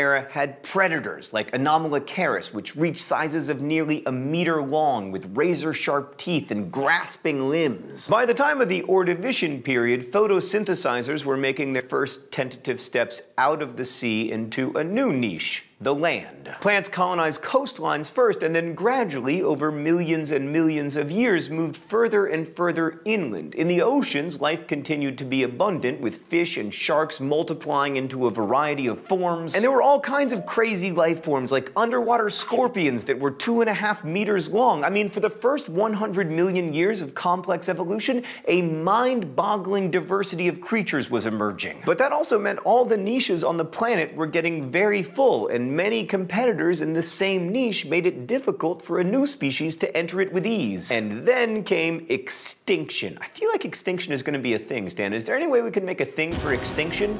Yes! Ordovician Earth went through first a major freezing period, killing off many warm water species, and then a radical heating period, killing off many cold water species. Many ecological niches were swept clean, and this removal of competition meant that new species could enter empty niches and evolve rapidly in one of those adaptive radiations. There was also incentive to move out of the seas and onto the land. In the Silurian period, one of those groups that evolved rapidly by filling terrestrial niches was the arthropods, those exoskeleton species and the ancestors of many of today's bugs. Since plants continued to colonize the land and more of the Earth's surface was becoming forested, that increase in the number of photosynthesizers increased the percentage of oxygen in the atmosphere to between 30 and 35%. Today, it's approximately 21%. Arthropods came out of the sea, started filling niches on land, and their metabolism took advantage of this all-you-can-respire oxygen buffet, growing to enormous sizes, like a dragonfly with a meter-long wingspan or a scorpion 1.8 meters long. Again with the scorpions! In the early Devonian period, the forests of the Earth were composed of mosses, ferns, and short shrubs. Some plants eventually evolved a woody covering, which provided some back support and allowed them to grow taller and taller and compete with others in their niche by grasping higher and higher for sunlight. In the first episode, we did promise to explain the existence of trees. Bingo! Also by the Devonian, our vertebrate ancestors had arrived on land. Unlike arthropods, vertebrate skeletons are on the inside, and our skin is more porous, making it easier for water to escape. This limited our ability to fill land-based niches at first. We were amphibious. From this amphibious ancestor, all tetrapods gained their characteristic skeletal structure: 4 limbs, 5 digits. And then once again, extinction. Scientists debate about what caused the Devonian extinction, but once again, a couple of sharp rises and disappearances from the fossil record shows that the niches were being swept clean. Again, the number of species on the Earth drastically declined, but only temporarily. The Carboniferous intensified the forestation of the planet even more. Meanwhile, amphibians were filling up coastal niches with competition. So to escape into new niches, some evolved less porous skin to venture further inland without drying out, and they also laid eggs with a protective shell, meaning that they didn't have to return to the water to hatch their young. These were reptiles. They were able to fill up the inland world where real estate was cheap, and come to think of it, real estate still is cheap. Next up was the Permian. Many of the forests dried out, creating deserts. Reptiles thrived in this transformed environment with less competition from the forest and river dwellers. Also during this time, the ancestor of mammals evolved. I'm talking, of course, about the synapsids. So considering that they were the ancestors of everything from you to your dog to elephants and whales, it gives you an idea of how radically things can change in just 250 million years of evolution. Because then, once again, at the end of the Permian era, we have extinction. Often referred to as the Great Dying, it was the single largest extinction event of the past 500 million years. Its cause is still debated, but the most dominant theory is an environmental disaster caused by volcanoes in Siberia. All told, over 90% of marine life and 70% of terrestrial life, maybe more, died out. Synapsids were hard hit, leaving space for a huge adaptive radiation of giant reptiles. And now we are finally closing in on my son Henry's favorite period of history, the giant reptile period. In the subsequent Triassic period, the Earth's climate was ludicrously dry with many deserts, and then near the North and South poles it was warm and wet. Again, dry climates were a big win for reptiles, and our mammalian ancestors got a bit of the short end of the stick because there was so much reptilian competition in many niches, so we hid on the fringes. Meanwhile, there were many kinds of giant reptiles in the Triassic, of which the dinosaurs were just one kind until extinction. The Triassic extinction, possibly due to volcanic super eruptions or an asteroid impact, emptied a lot of niches of competition and allowed one particular group of giant reptiles, the dinosaurs, to reign supreme. And that finally led to those periods that are what most people think of when they hear the word paleontology or the word fossil, the Jurassic and Cretaceous periods. I'll spare you the snarky commentary about how the T-Rex in Jurassic Park actually lived in the Cretaceous. Dinosaurs were the dominant animals on this planet for a whopping 135 million years.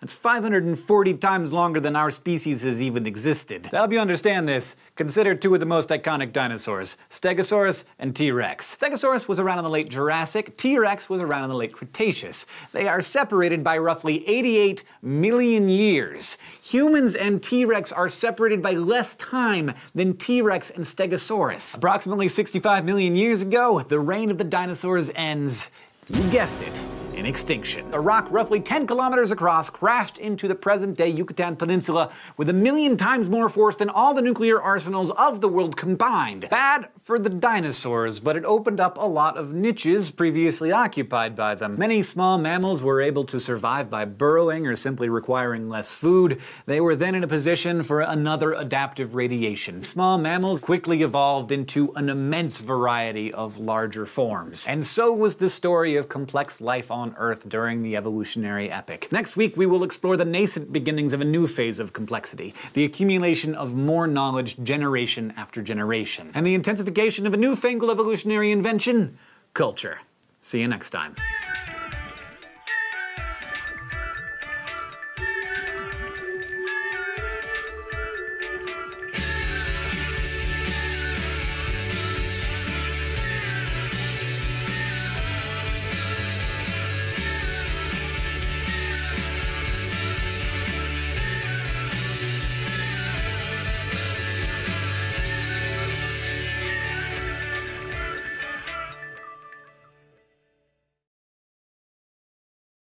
Hi, I'm John Green. Welcome to Crash Course Big History, where today we're going to talk about the Planet of the Apes films. What's that?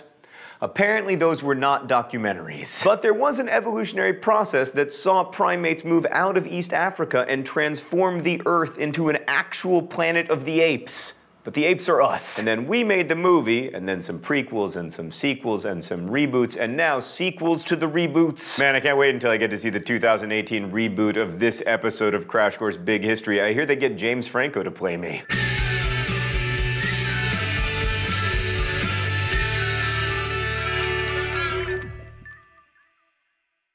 So we're about halfway through our series, and after 5 episodes involving no humans whatsoever, today we are finally gonna get some people! Mr. Green, why are we already at humanity? I mean, if we're covering 13.8 billion years, shouldn't humanity come in the last, 2 seconds of the last episode? I mean, humans are totally insignificant compared to the vastness of the universe. We should be checking in on how Jupiter's doing. Fair point, me from the past. Jupiter, by the way, still giant and gassy. There's 2 reasons why we focus a little more on humanity in Big History. The selfish reason is that we care about humans in Big History because we are humans. We are naturally curious to figure out where we belong in the huge sequence of events beginning with the Big Bang. Secondly, humans represent a really weird change in the universe. I mean, so far as we know, we are one of the most complex things in the cosmos. Whether you measure complexity in terms of biological and cultural building blocks or networks or connections, I mean, we're kind of amazing. Now I realize that many of our viewers will be offended by our human-centric bias, but humans are amazing. I mean, we invented the internet, and we invented the animated GIF, and we invented Doctor Who, and then we invented Tumblr, a place where all of these things can come together. So 65 million years ago, catastrophe wiped out the dinosaurs, and we saw the adaptive radiation of a tiny shrew-like ancestor of humans that would look more at home like next to a hamster wheel than in your family album.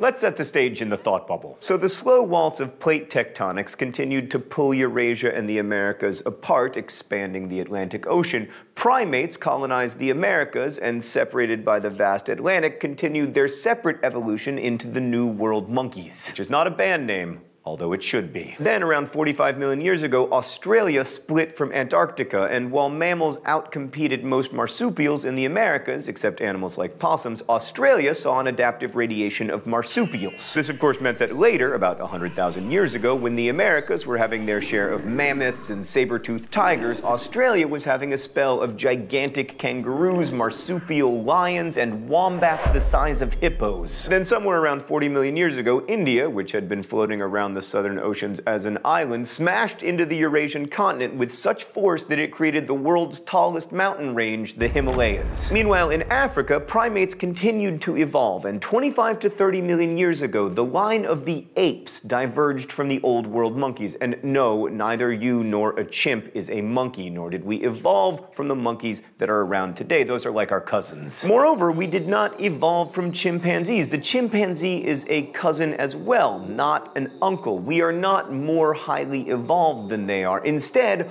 our lines of descent split off from a common ancestor with chimpanzees about 7 million years ago. Then chimpanzees further split into a separate species, the bonobos. Knowing about this common ancestry tells us a lot about our shared traits with other primates. For instance, we all have fairly large brains relative to our body mass. We have our eyes in the front of our heads from the days when we hung out in trees, and depth perception was an excellent way of telling how far away the next tree branch was so as to prevent us from plummeting to our deaths. And we also have grasping hands to make sure, that you could hold on to the branch in question. Primates also have hierarchies, social orders, whether male or female led, that determine who gets primary access to food, mates, and other benefits. Thanks, Thought Bubble. So our closest evolutionary cousins, the chimpanzees, can tell us a thing or two about shared behaviors. For one thing, while all primates have a hierarchy of alphas and betas, humans and chimps, who share 98.4% of their DNA, are the most prone to team up together and launch a revolution against the alpha male. We're also both prone to ganging up, roaming our territory, and beating up unsuspecting foreigners of the same species, and not for direct survival reasons. Chimpanzees have been observed finding a lone chimp male from another group and kicking, hitting, and tearing off bits of his body and then leaving the helpless victim to die of his wounds. And humans definitely bear this stamp of our lowly origin, where indeed the imperfect step-by-step process of evolution made us highly intelligent but still still, with prefrontal cortexes too small and adrenal glands maybe too big. Aggression and bloodlust are definitely part of our shared heritage, and looking at more recent human history, does that really surprise anyone? Contrast that behavior for a moment with the more peaceful bonobos, who are female-led, and when a male in a group gets a bit pushy, the females are prone to gang up and teach him a lesson. When it comes to intergroup encounters in the wild, the male bonobos seem tense around strangers at first, until, usually, the females from each group cross over and just have sex with the newcomers, completely diffusing the tension. Talk about make love, not war. Bonobos are hippies. While our common ancestor with chimpanzees around 7 million years ago was more suited to living in forests and seeking refuge from danger by climbing trees, climate change in East Africa made things colder and drier, and many forests were replaced by woodlands and wide open savanna. Life in the savanna meant our ancestors needed to run from predators rather than climbing trees, so our line shifted away from the bow-legged stance reminiscent of chimpanzees and developed bipedalism, where our locomotion came from legs that were straight and forward-facing. There's still some debate about when bipedalism first began, but we know that by the first Australopithecines around 4 million years ago, our evolutionary line was bipedal. This also freed up our hands. Australopithecines were not very tall, standing only just above a meter, or just over 3.5 feet, and had brains only a little bigger than modern chimpanzees. They were largely herbivores with teeth adapted for grinding tough fruits and leaves. Australopithecines may have communicated through gestures and primitive sounds, but their higher larynx meant that they couldn't make the range of sounds required for complex language. There was probably a lot of pointing and grunting going on, kinda like me before 6 a.m. By 2.3 million years ago, Homo habilis arrived on the scene. They weren't much taller than Australopithecines, but they had significantly larger brains, though still a lot smaller than later species. Excitingly, Homo habilis is known to have hit flakes off of stones to use them for cutting. Now, lots of species use tools. For instance, chimpanzees use sticks for fishing termites out of the ground, and they use rock hammers and leaf sponges and branch levers and banana leaf umbrellas. A lot of these skills don't seem to arise spontaneously just because of the intelligence of individuals, but like in the case of termite fishing, chimpanzees pass the information on by imitation. Primate see, primate do. In a way, this social learning is sort of cultural, yet succeeding generations of chimpanzees don't accumulate information, tinker with it, and improve upon it, so that after 100 years, chimpanzees are owners of highly efficient and wealthy termite fishing corporations. Similarly, as impressive as Homo habilis' stoneworking abilities are, we see very little sign of technological improvement over the thousands and thousands of years that habilis existed. Same goes for Homo ergaster erectus, who was around 1.9 million years ago. Homo ergaster erectus had an even bigger brain, was taller, and they even seemed intelligent and adaptable enough to move into different environments across the old world. They may have even begun our first clumsy attempts at fire, which is vital for cooking meat and vegetables, opening up opportunities for more energy and even more brain growth. But still, there's not much sign of technological improvement. Their tools got the job done. If it ain't broke, don't fix it. Yet 1.78 million years ago, we do see Homo ergaster creating a wide new range of teardrop hand axes in Kenya. By 1.5 million years ago, these teardrop axes had rapidly become common and had improved in quality and were shaped with a flat edge into multi-purpose picks, cleavers, and so forth. Archaeologists see this as the first possible sign of tinkering and improvement of technology that may have been transmitted by social learning. A faint glimmer of something new.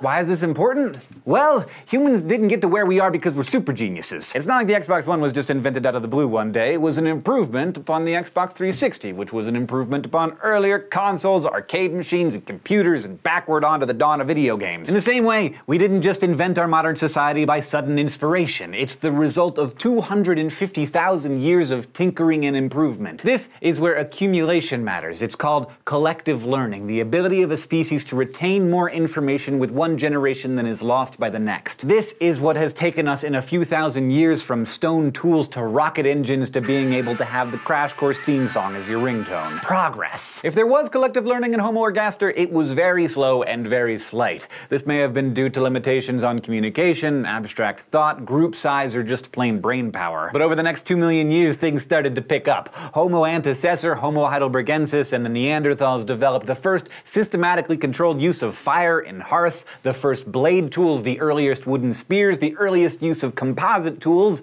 where stone was fastened to wood, all before Homo sapiens were ever heard of around 250,000 years ago. Neanderthals even moved into colder climates where they were compelled to invent and clothing. They used complex tool manufacture to produce sharp points in scrapers and hand axes and wood handles, and they improved their craft over time. While evolution by natural selection is a sort of learning mechanism that allows a species to adapt generation after generation with a lot of trial and error and death, collective learning allows for tinkering, adaptation, and improvement on a much faster scale with each generation and across generations without waiting for your genes to catch up. Anatomically similar Homo sapiens have been around for about 250,000 years, and throughout that time we've been expanding our toolkit from stone tools to shell fishing to trade and actual fishing, mining, and by 40,000 years ago we had art including cave images, decorative beads, and other forms of jewelry, and even the world's oldest known musical instruments, flutes carved from mammoth ivory and bird bones. All this stuff came about as a result of collective learning. As long as you have a population of potential innovators who can keep dreaming up new ideas and remembering old ones, and an opportunity for those innovators to pass their ideas on to others, you're likely to have some technological progress. These mechanisms are still working today. We've got over 7 billion potential innovators on this planet and almost instantaneous communication,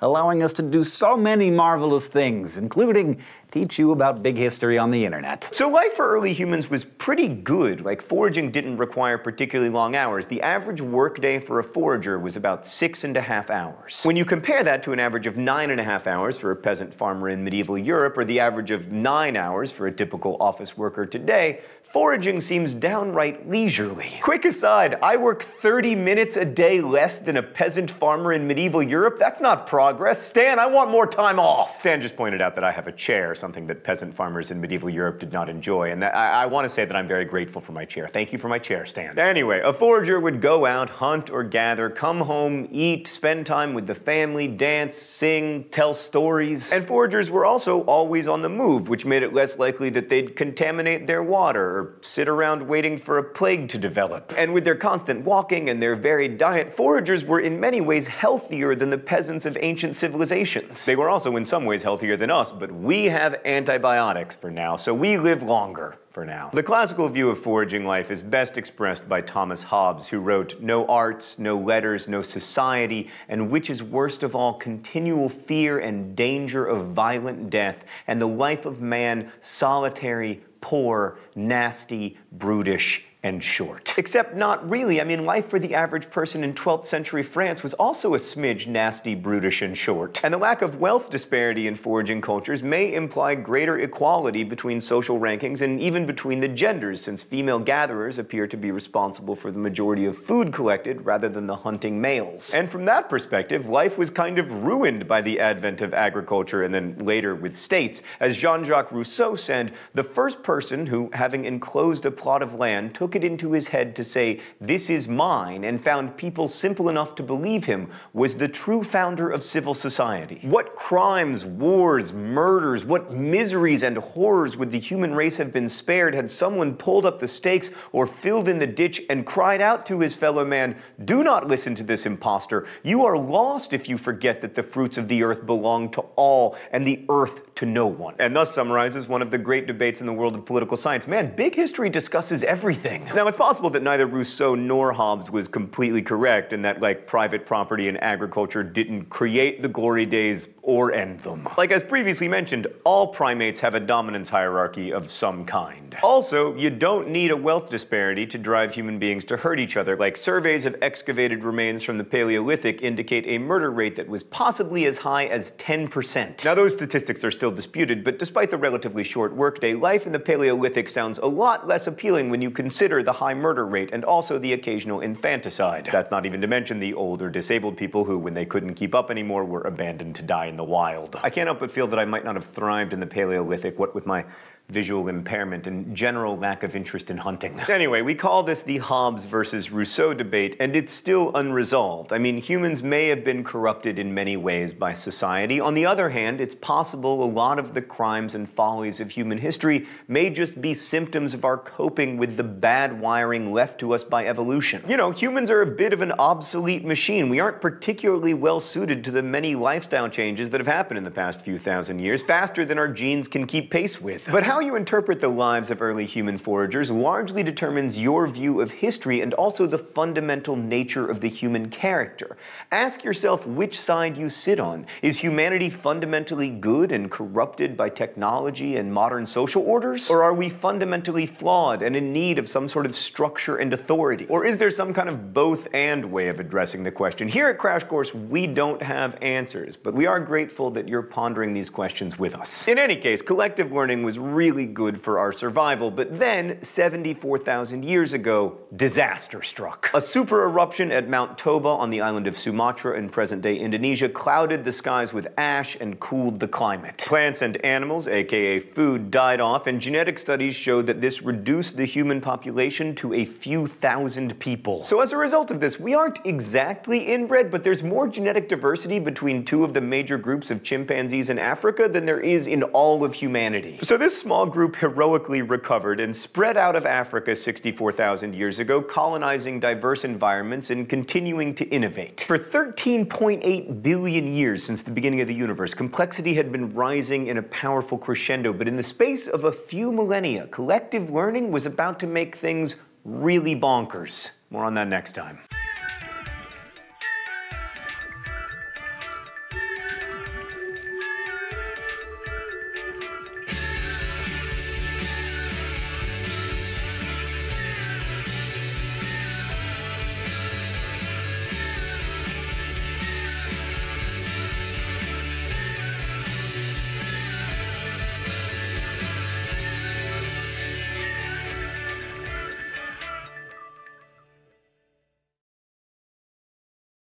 Hi, I'm John Green. Welcome to Crash Course Big History. Today, we're going to be talking about the spread of human foragers across the world and the start of the agrarian era. Mr. Green, didn't we study all that agrarian stuff in world history? Because I'm a very busy person. I don't want to do it again. Yeah, a couple things from me from the past. First off, playing Zelda alone in your basement does not constitute being busy. Also, in Crash Course World History, we zoomed through a lot of this stuff because we wanted to get to like the real history-ish parts of history. You know, the parts with the funny hats and the Mongols.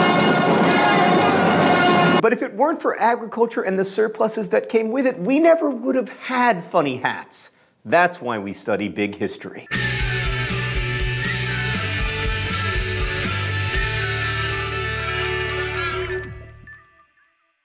So as mentioned last week, humans anatomically similar to us have been around for about 200 or 250,000 years. Like, here's a picture of one of the oldest known fossil remains of our species from Ethiopia, dated to approximately 195,000 years ago. For the vast majority of our existence, Homo sapiens were hunter-gatherers. Like, farming, civilization, modernity, all of that happened in the last 10 to 15,000 years. And you'll remember that the eruption of Mount Toba about 74,000 years ago reduced the human population to a few thousand, and that scrappy group of survivors held on, and for the next 60,000 years, human populations migrated over the world, separating into their own little petri dishes. And that was interesting because the human experiment could proceed in isolation in several different zones in the world: the Afro-Eurasian, the Americas, Australasia, and the Pacific. And this was really useful because it allowed each of those world zones to develop their own distinct brand of football, which makes for such a beautiful game today. Apparently there was no football back then. Really? What did they do all day? Apparently they were hunting and gathering. Okay, so by 11,000 years ago, the human population had recovered from the Mount Toba disaster and grown to about 6 to 8 million people. Now, because foraging requires humans to constantly move on to new ecosystems to find food while the old ones regrow and replenish themselves, 6 to 8 million is about the largest population of foragers that the entire surface of the Earth could support. Now, you may remember in the very first episode of Crash Course World History, we talked about the mystery of why humans developed agriculture even though foraging is easier. One theory involves so-called Gardens of Eden, where the warming climate of the Earth created some lush ecosystems with enough food for foragers to quit migrating and settle down for several generations. The Natufians of what later became the Fertile Crescent in the Middle East hunted gazelles and fished and harvested wild grains, but they weren't really farmers. But then, after a few generations of vigorous population growth, food started to grow scarce in these Gardens of Eden. Given their new relatively sedentary lifestyle, those those humans may have forgotten how to forage effectively. Also, surrounding areas may have been already overpopulated with other foragers. So humans had to choose between starving to death and getting more out of the land that they were currently on, a choice that historically we make by trying not to die. These humans already had a deep knowledge of plants and animals, and if you've got organisms nearby that might be useful to domesticate, like wheat or goats or wild pigs, bingo, agriculture. Now, of course, there are also many other theories about why agriculture emerged around the world, but regardless, agriculture represents a massive shift in human activity. Hunter-gatherers adapted themselves to the resources provided by the environment, right? But agriculturalists increasingly adapted the environment to suit their needs. Forcing the environment to adapt to humans became an increasingly big deal until, you know, like today, when it is arguably the biggest deal of all. Now, all that being said, the advent of agriculture didn't immediately lead to wars and cities and kings and funny hats. In fact, another 5,000 years would pass before the first states emerged, so for the first half of the agrarian era, humans lived in a world of villages, with transient herders and foragers in the gaps between. Giving up foraging and settling down did have some downsides in the form of back-breaking labor and diseases moving easily among denser and more numerous populations, but farming allowed humans to support a much larger number of people within a much smaller land area than foraging. This was very good for collective learning, which relies on both the number of potential innovators and the close connectivity between them. The world population had grown from roughly 6 million people at the beginning of agriculture to 50 million by the emergence of states 5,000 years ago. Roughly 5,000 times the size of the population that survived the Mount Toba disaster 70,000 years prior. And because early farmers didn't really understand or have the technology to solve the problem of pooping near the drinking water, another upside was that we invented alcohol, which was safer to drink instead. So next time you see a person looking fancy with a glass of champagne, just remember, it's a tradition that started from there being too much poop in the water, and ever since has fueled millions of bad decisions. States did eventually appear, but not all states emerged at once, any more than all agriculture emerged at once. Agriculture first emerged in the Fertile Crescent and Egypt around 11,000 years ago, and then in East Asia and Papua New Guinea around 9,000 years ago. Agriculture emerged in West Africa and the Americas around 5,000 years ago, though estimates definitely vary for the Americas. Accordingly, the first states to arise were in the Middle East, where agriculture first emerged, followed shortly by the Chinese and Indus Valley civilizations. Papua New Guinea may have invented agriculture around the same time, but they never developed enough agricultural surplus to support states. So yeah, in every world zone, the invention of agriculture was a precursor for the rise of states. The key to having a state is agrarian surplus. If you produce enough food, you can have a class of people who don't need to farm. They can then fulfill other duties in this increasingly numerous and complex society, whether they be leaders or judges who settle disputes, bureaucrats who deal with administration and infrastructure, doctors who heal the sick, priests who make sacrifices to vengeful gods, or soldiers who provide security, or at least extract a portion of the agricultural surplus for the leadership through some kind of taxation. And with more people filling new jobs and generating new ideas about them, this is also good news for collective learning. Diversification of labor is also the first step of early states toward hierarchies and classes, aristocrats and popular and despotic kings and pharaohs and sultans, shahs and emperors. It also meant the first divisions into unequal, unfair, and undemocratic hierarchies, dividing man from woman, and the high from the low. All of this brings us back to the Hobbes versus Rousseau debate. Hobbes viewed life without state control as nasty, brutish, and short, while Rousseau viewed humanity as largely egalitarian before claims to land and wealth and property corrupted them. Now, certainly the idea of an age of innocence or a golden age has been popular with many philosophers and political idealists throughout history. I mean, if humanity had once been perfect and was simply corrupted by societal structures or political systems, then it would take only a few tweaks or reforms to get us back to perfection. Unfortunately, it now seems clear that a lot of humanity's evils are created simply by the bad wiring of our evolutionary biology, and the solution to that problem is somewhat complicated. It's very difficult for me to imagine a world in which humans will say, you know what, if the Earth can only support 6 to 8 million foragers, then there should only be 6 to 8 million of us. So where you stand on this Hobbes v. Rousseau question affects your view of the entire 250,000 years of human history, and also your view about much of human morality, character, and potential. Another big history take on agriculture is this. Consider the sun. We are made up of the leftovers of its formation and the debris of stars that came before it, but its role in our history doesn't stop there. Fusion reactions happen in the sun's core. This generates energy which is released into space and takes approximately 8 minutes to get to us. Here on Earth, plants capture that energy and store it via photosynthesis. Agriculture lets one species, us, harness more of that energy. We either eat it, or we use it to feed animals that we eat, or we use it to feed animals like horses and oxen that pull carts and carry burdens, providing 500 to 750 watts of power, about 10 times more than what a human being could do. So essentially, agriculture is the act of harnessing more energy from the sun, way more than we could as foragers. All this leads to an interesting perspective. Human history has frequently been viewed as too chaotic or complex to allow us to find an underlying trend, a bottom line or overarching theme. And this to some people makes conventional history differ greatly from the natural sciences. However, given what we know of energy and complexity, consider the following. If we want to prevent our bodily complexity, as well as the complexity that we have created, from descending into chaos, we must keep harvesting matter and energy flows on a regular basis. This is the bottom line of human history. I will therefore argue that during most, if not all, of human history, the quest for sufficient matter and energy to survive and reproduce has been the overriding theme. That doesn't mean that the bottom line is all there is to human history. You got political history and the history of warfare and gender history, class history, art history, environmental history, oral traditions, creation myths, and much, much more. But none of those would matter if we were all dead.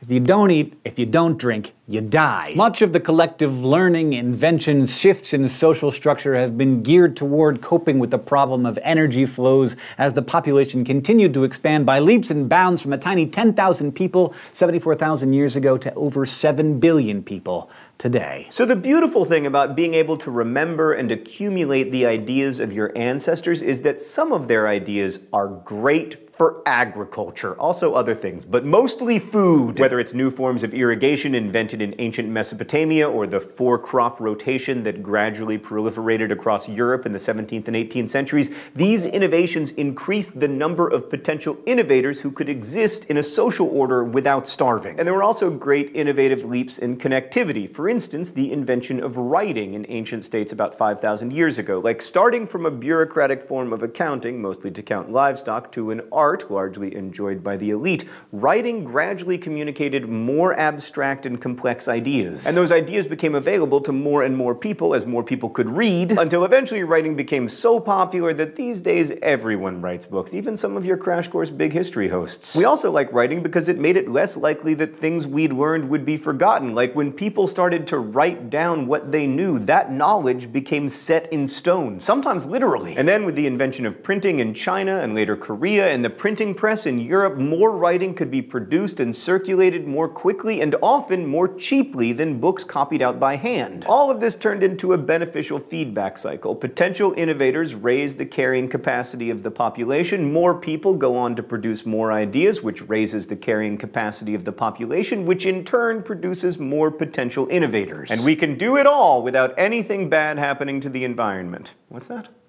Oh my. So throughout the agrarian period, collective learning continued to raise the carrying capacity of the world. Populations grew from 6 million 10,000 years ago to 50 million by the dawn of states to 120 million by 1000 BCE in the midst of classical civilizations. By the end of the agrarian era and the beginning of the Industrial Revolution, 954 million people lived on the earth. But while collective learning gradually raised the carrying capacity in the agrarian era, it did not keep pace with population growth, and this is a significant problem with humanity. Just like any other animals in nature, we breed until we strain the resources of our environment, so we are prone toward unsustainable levels of overpopulation. So every 2 or 3 centuries, humans would hit the carrying capacity, and then the population would recoil, resulting in famine, disease, periods of infighting, and population decline. In every agrarian civilization, from civil wars between Caesar and Pompey, the English War of the Roses, to the revolt of the Janissaries areas in the Ottoman Empire, and similar events all across the world, the cycles of prosperity, strain, crisis, and civil infighting repeated themselves. And I do worry a little bit that when we talk about traditional history, we don't do it enough in the context of carrying capacity. We are, after all, organisms, and we behave a lot like other animals on this planet. We want there to be more of us, and we want more resources for that more of us to enjoy. So that broad, big history take on the agrarian era takes us to the age of exploration. Explorers, including Christopher Columbus, but also many others, united the previously isolated world zones of Afro-Eurasia, the Americas, Australasia, and the Pacific. Eventually, this combination of world zones into one unified global network, although not that unified,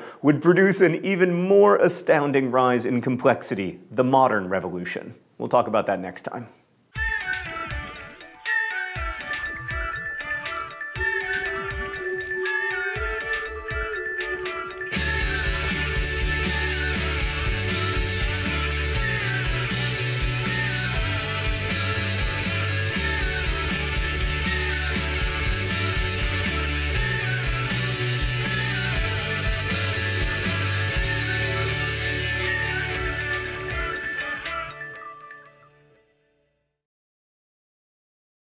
Hi, I'm John Green. Welcome to Crash Course Big History. Today we're going to look at the modern revolution. Mr. Green, but what does modern even mean? I mean, I know that fax machines and Super Nintendo are modern, but like people used to think that toilets that flushed were modern. That's actually a pretty perceptive question, me from the past. So if we're going to talk about modernity, we should probably define modernity. But first, I have great news. There is a future, me from the past, where video games are so much better than Super Nintendo. In fact, this machine plays 24,000 games, and it's in the office of future you. What were we talking about? Oh, right, modernity. So some historians date the beginning of the modern era with the beginnings of the Industrial Revolution in the 19th century. Some date it to the French Revolution in 1789, some push it further back to 16th and 17th century European colonialism, and some date modernity with the European Renaissance and call anything past the year 1500 early modern. But through a big history lens, all of these are just signs of acceleration in human collective learning, which was already underway and took its first tiny steps in East Africa 250,000 years ago. Then again, it would be silly to call the first human foragers early modern. So for the purposes of today, let's say the early modern period began around 1500 and the modern period around 1750, with an acknowledgement that it's all a little bit arbitrary. And I know what you're wondering, but no, 1750 was several decades before the first flushing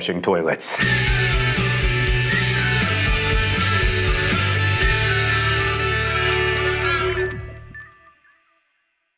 So last week we looked at how collective learning, which relies on population numbers and connectivity to produce new ideas, grew by leaps and bounds with the introduction of agriculture. By the year 1400, the human population had advanced magnificently, but the world was still divided into 4 isolated world zones: the Americas, Australasia, the Pacific, and Afro-Eurasia. From a big history perspective, what makes the European explorations worthy of a place in an episode called Modern Revolution is that they eventually united all 4 world zones into a global system. An increasingly connected network of potential innovators was great for collective learning. But why do the Europeans feel so motivated to expand? Well, a lot of reasons. One, Ottoman dominance of overland trade routes with Asia, particularly after the conquest of Constantinople in 1453, made Europeans seek alternative routes to the populous and rich lands of the East. 2, European states were fairly small compared to some of the vast empires of Asia and needed to compete for more resources to fuel their almost constant wars. And 3, the fruits of exploration undoubtedly had positive effects, whether it be the many advanced inventions and consumer goods imported from China, or the spices of India and Indonesia, or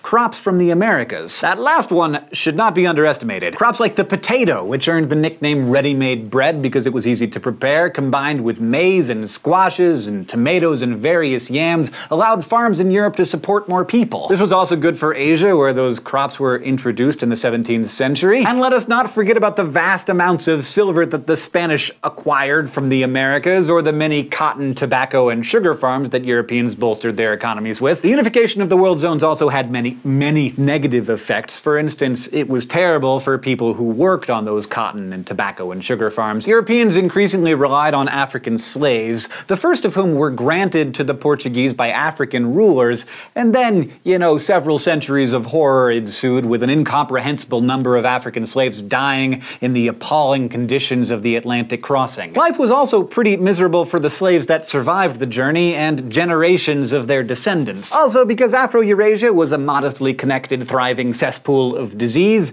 Europeans had developed many immunities. When they started arriving in the previously isolated Americas in the late 1400s and 1500s, the indigenous inhabitants had no immunity to those diseases. This resulted in one of the most horrific events in human history. A cocktail of various European diseases, most notably smallpox, killed off an estimated 50 million people in the Americas in little over a century. A similar tragedy played itself out in Australia when Europeans started arriving there in the 18th century. Now, along with all this horrific stuff, the unification of the world zones was nevertheless a good thing for collective learning, which would eventually prove our salvation in many ways. And this global system continues to increase in complexity and connectivity today, which is why people can now look at this on their smartphone. Anyway, the unification of the world zones did not in itself lead to a breakthrough in the way humans harvested matter and energy. The last major shift happened with the arrival of agriculture 10,000 years prior. The colonizing European societies of the 16th, 17th, and 18th centuries remained agrarian. But the explorations did allow for a network of exchange that eventually did lead to a major breakthrough in how humans harnessed more energy and produced more and more cultural complexity. The Industrial Revolution. The Industrial Revolution began in Great Britain, as they'll be happy to tell you, in the 18th century, but it was a global revolution involving collective learning shared across the global system. But a number of innovations that kickstarted industry originated in Britain, like the more intensified use of steam engines or the use of coke to refine metal. Not that coke, yet that coke. Also, they invented many textile machines, and Britain had lots of coal, and it was relatively easy to mine. Thank you, trees that died hundreds of millions of years ago. We're gonna turn you into industry and smog. But all those British breakthroughs wouldn't have been possible without a huge global network of trade that supplied raw materials like cotton and that opened new markets where Britain could sell its goods. And it wouldn't have been possible to expand that network of trade in the first place without gunpowder and the compass, which both came from China. The methods of porcelain manufacture that were important to the Industrial Revolution in Britain also came from China via Germany, and the improved methods of farming, which freed up many British farm workers for industrial wage labor in the cities, came from Flanders and the Netherlands. Early designs for steam engines came from 18th century France, and much of the designs for these machines depended on mathematics preserved and transmitted by Islamic and Hindu civilizations. So up until the end of the 18th century, virtually all production in human history was propelled by human or animal muscle power, or else by wind and water power. But it turned out that coal and oil had stored energy from the sun that had built up over hundreds of millions of years, and using those resources dramatically increased the energy that humans could harness. Huge numbers of goods could be produced by factories at relatively low prices, which meant that over many decades, goods that had previously been seen as luxuries by common people were suddenly viewed as necessities. By the 1900s, most Europeans enjoyed a standard of living higher than the kings of the Middle Ages. Coal and oil also allowed mechanization of agriculture, which raised the carrying capacity, increasing the population, and new modes of connectivity, beginning with the telegraph and then later the telephone, increasingly bound the human species together, allowing for swift and rapid exchange of ideas. For 250,000 years, if I wanted to tell someone who lived 100 miles away from me something, it took me days to do so.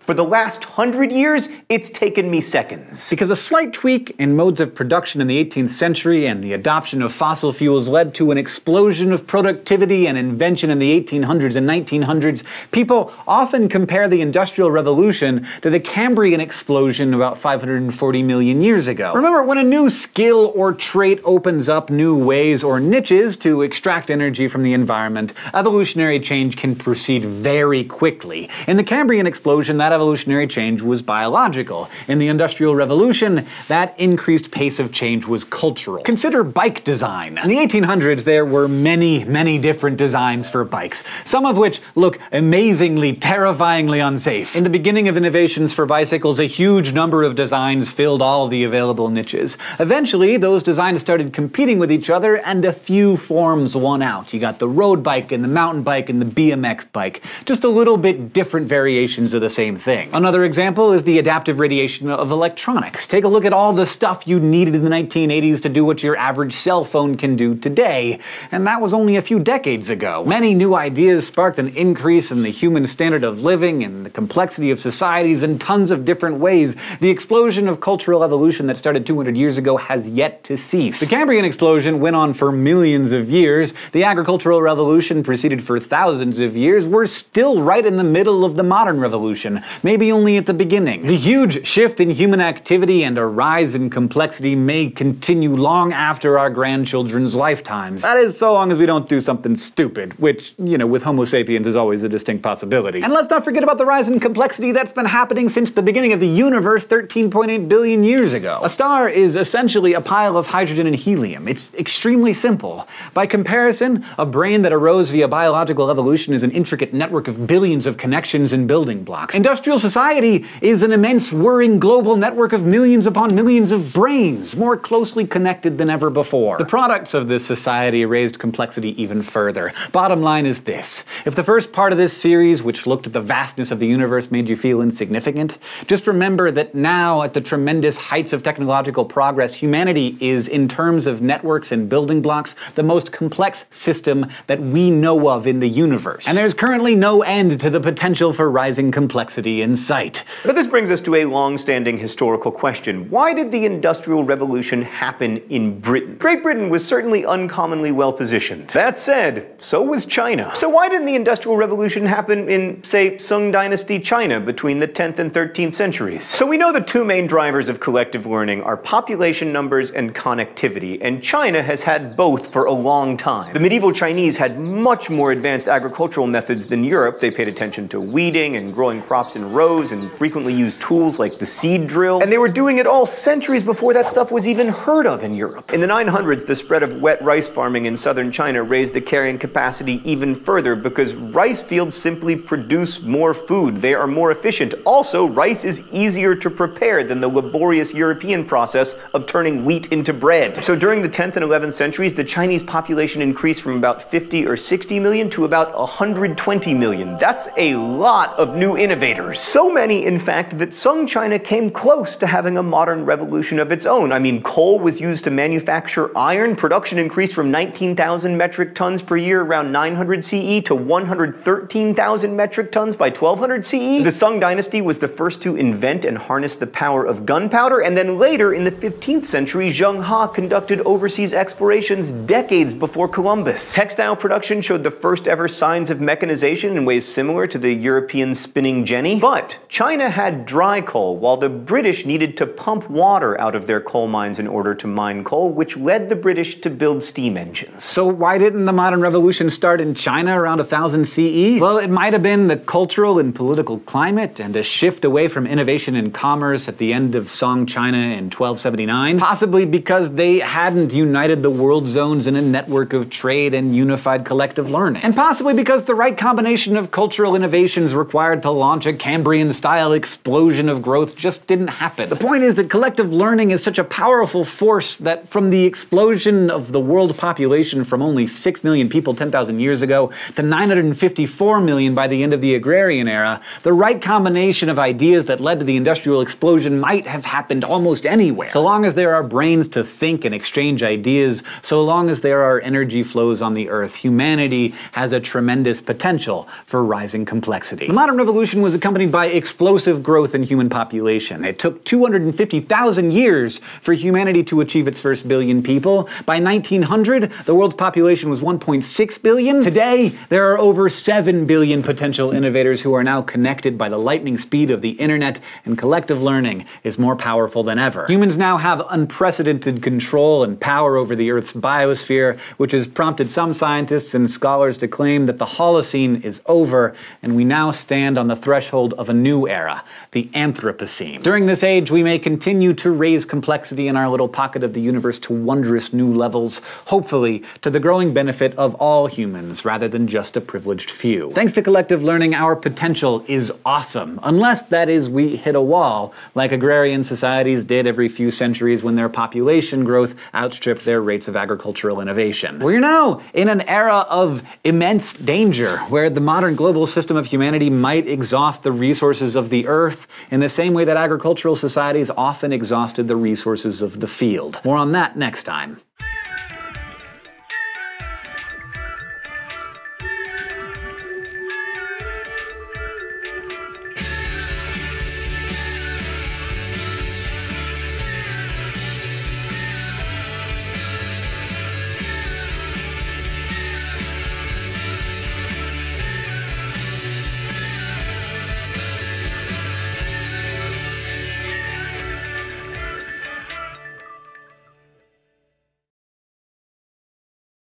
Hi, I'm John Green. This is Crash Course Big History, and today we're going to talk about the Anthropocene. Mr. Green, Anthropocene? What does that even mean? That sounds like gibberish. No, me from the past. Your 10th grade essays were gibberish. The Anthropocene is a word derived from the Greek word for human. Like, you know how anthropologists study humans? Well, the Anthropocene is an unofficial geologic era where humans have an immense influence over the biosphere. But I want to emphasize that it is unofficial because geologists are a vicious and terrifying bunch, and the word is not official until they say it's official. But even if it's not yet a word, the underlying concept is very useful. So due to the intensification of collective learning and the continued rise of complexity we've been talking about, you could argue that more change has happened in the past century than in the previous, 250,000 years of human history. And it's all roughly within living memory. You, your parents, and your grandparents have lived in one of the most complex and interesting times ever.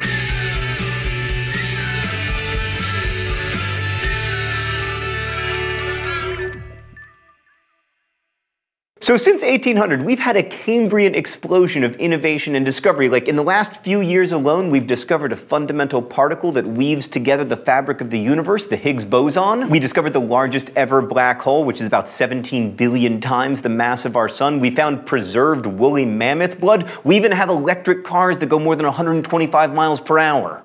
Although you should drive them more slowly, obviously. We've grown to a population of 7 billion people, and your phone has more computing power than all of NASA did when they sent men to the moon in 1969. And collective learning is increasing exponentially. Here's Emily Grassley from the Brain Scoop to help us understand the scale of that growth of knowledge. As human populations grow exponentially, collective learning is undergoing a snowball effect. In humanity's first 250,000 years as foragers, about 9 billion people lived and died. Thanks to agriculture, in the last 1,000 years, about 55 billion people have lived and died, and 7 billion of them are around now. This is great for rising complexity. We now live in a unified global network of billions of brains. Communication is almost instantaneous, and we harness the power of the Earth and Sun on a massive scale. The potential for new breakthroughs in technology or in our understanding of the cosmos is heightened by all of this. It's all part of the continuous rising complexity in big history, a trend that has been proceeding for over 13.8 billion years, from gas clouds to stars to single-celled organisms to trilobites to dinosaurs to culture. The beginnings of the Anthropocene weren't all sunshine and daisies, however. The late 19th century was marked by an increase in the destructiveness of weaponry. A number of colonial empires covered the entire Earth, with the exception of a few non-European states which managed to maintain their independence, and mounting nationalism and bigotry led to some terrible chaos in the early 20th century. World War I killed 15 million people. The Spanish flu, which followed it and spread largely as a result of the unified global system that had previously been so valuable to collective learning, killed off 3 times as many, and 50 million people were killed during World War II. Such is the devastating cost of increased innovation and connectivity. Following World War II, a new wave of industrialization entered East Asia, Central and South America, the Middle East, and other areas. Newly developed crops, especially strains of wheat and rice, helped places like India and China, which in the mid-20th century still suffered famines. Their populations exploded, for better or worse, and we harnessed the power of atomic fission, putting immense power in the hands of humans to be used for good or ill. It's the threat of nuclear holocaust combined with the possibility of an asteroid impact or supervolcanic eruption that makes scientists like Stephen Hawking encourage the colonization of the solar system to increase the chances of our species surviving. Coping with scarcity is the bottom line of much of organic history, encompassing all species, including humans. So for most of human history, the world was separated into 4 isolated zones. The agrarian communities within those zones were largely subdivided into separate social orders and classes and varying degrees of wealth. And the number of the wealthy landed gentry and aristocrats in the average agrarian civilization, whether it was Mughal India or Louis XIV's France, was between 10 and 20% of the total population. So at most, 20% of people were not poor. Today, in a united global system, except for North Korea, if you earn more than roughly $20,000 per year, as most working adults in the developed world do, you are in the top 20% of the world's richest people. You are part of the global aristocracy. But I should note that a couple things definitely have changed. For one thing, if you're part of the global aristocracy, you are enjoying a standard of living better than what kings had only a couple centuries ago. You probably have a refrigerator, you flip a switch and the lights come on, you have antibiotics, at least for a few more years. Admittedly, Netflix doesn't have any of the good movies, but that's still a better entertainment option than what Louis XIV had. All he had was public executions. And hopefully the average person in the developed world today is a little more enlightened about the challenges of poverty than an 18th century aristocrat would have been, but the jury is still out on that one. That's why first world problems is a meme, right? But how we behave toward the developing world in the next 100 years will determine much of how we are viewed not only by them,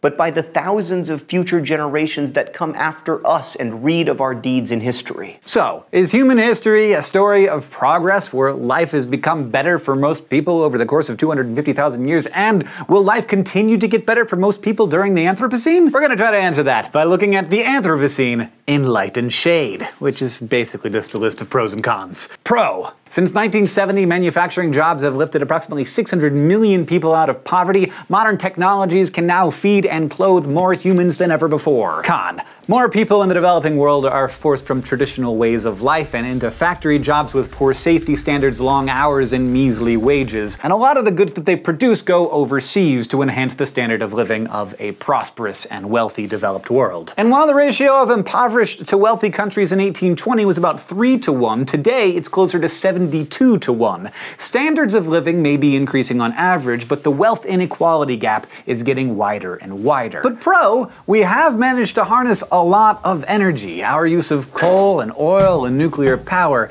These energy flows have allowed us to generate an astounding amount of complexity in our little corner of the universe and improve people's standards of living. Yeah, but con, current modes of production rely heavily on non-renewable resources that are not great for the environment. Unless you've been hiding under a rock for the past 20 years, you will probably have heard of climate change and the potentially devastating effects it will have. Furthermore, as humanity continues to force the environment to adapt to our needs, we are accelerating the rate of extinction of plant and animal species that don't happen to be useful to us. One of the reasons we call this period the Anthropocene is if humanity were to suddenly disappear and aliens were to land on Earth 500 million years later and start excavating, even if they saw no sign of the humans on the fossil record, they would see a mass extinction event rivaling the 5 most devastating mass extinctions in pre-human history. Pro. Collective learning's advances in medicine, agriculture, and genetic engineering have in the past 200 years lowered the death rate and freed billions of people from the cycles of starvation and famine that affected agrarian civilizations. Con, the tremendous expansion of populations in India and China have created a severe problem for the infrastructures of those countries. We now have 7 billion people on Earth and will grow to between 9.6 and 12 billion later in the century. Yet at our current rates of consumption and modes of production, the world could only support a population of 2 or 3 billion people who enjoy the same standard of living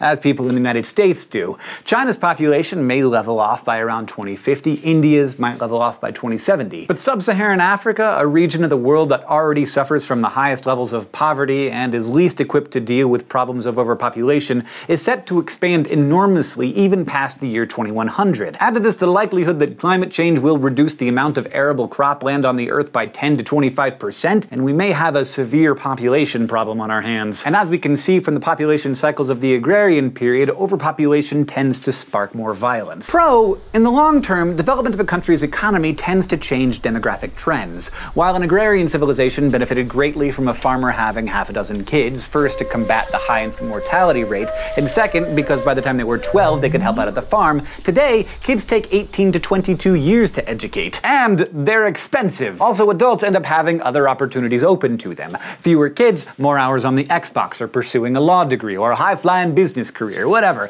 Economic development can slow population growth. And many of the developed regions of the world populations are stabilizing, which is why it is important to foster economic growth in places like sub-Saharan Africa. But what drives a lot of that economic growth?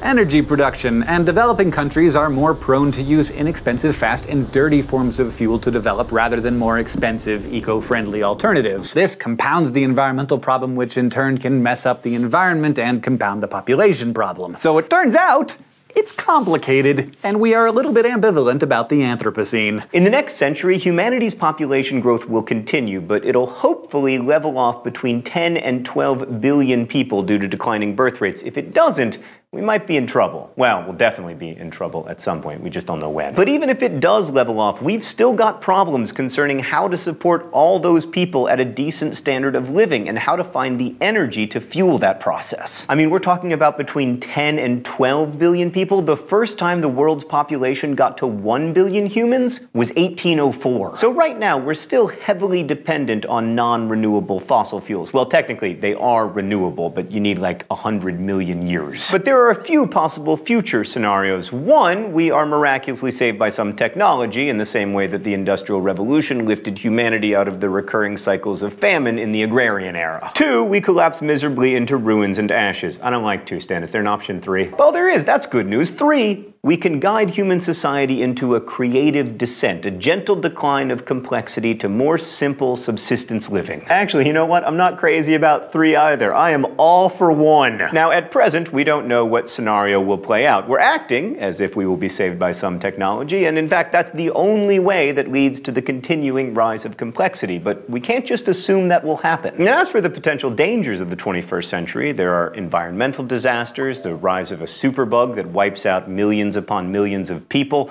possible global conflict or a rise in instability. The next 50 years will be fraught with a lot of risk, but if we can somehow make it through what some call the 21st century bottleneck, things start to brighten again. We'll be a stable population of 10 to 12 billion increasingly well-educated and interconnected innovators, and that's great for collective learning in the 21st century. Who knows where such massive potential could lead? It's important to remember that while there are 7 billion people in the world right now, many of them don't have access to good education, and that limits their innovative potential. If in the future we see less poverty, as we've seen in the last 20 years, and more access to education, I'm kinda hopeful. As far as we know, we are unique in the universe, and if for nothing else, it is our duty to our own innate curiosity to survive and to see where this rising complexity leads. Our task as a species in this century is to survive it. If we can just manage that from the end of the 21st century, the universe may take us in 1,000 astonishing directions. More on that next time.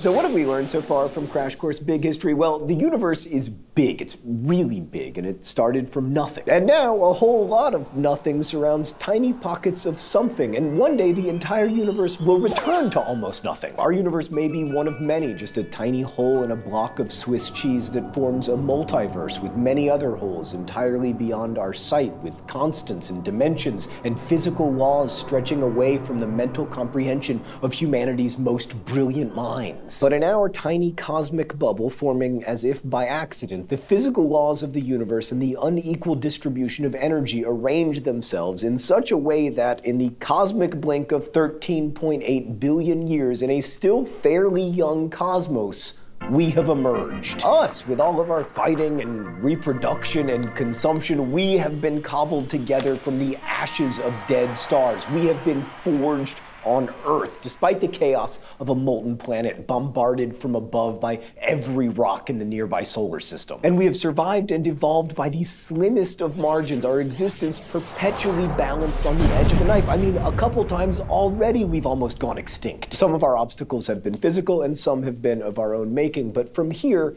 many transformations still await us. Now, I guess from our perspective, some of these transformations may be good, some of them will definitely be bad, like, ceasing to exist. But really, it all depends on your perspective. I mean, no outcome is absolutely good or bad in the eyes of the universe. The universe is blind. The universe doesn't see, it just is. Oh, I forgot the intro. Hi, I'm John Green. Welcome to Crash Course Big History. Today, we're talking about the deep future of life, the universe, and everything.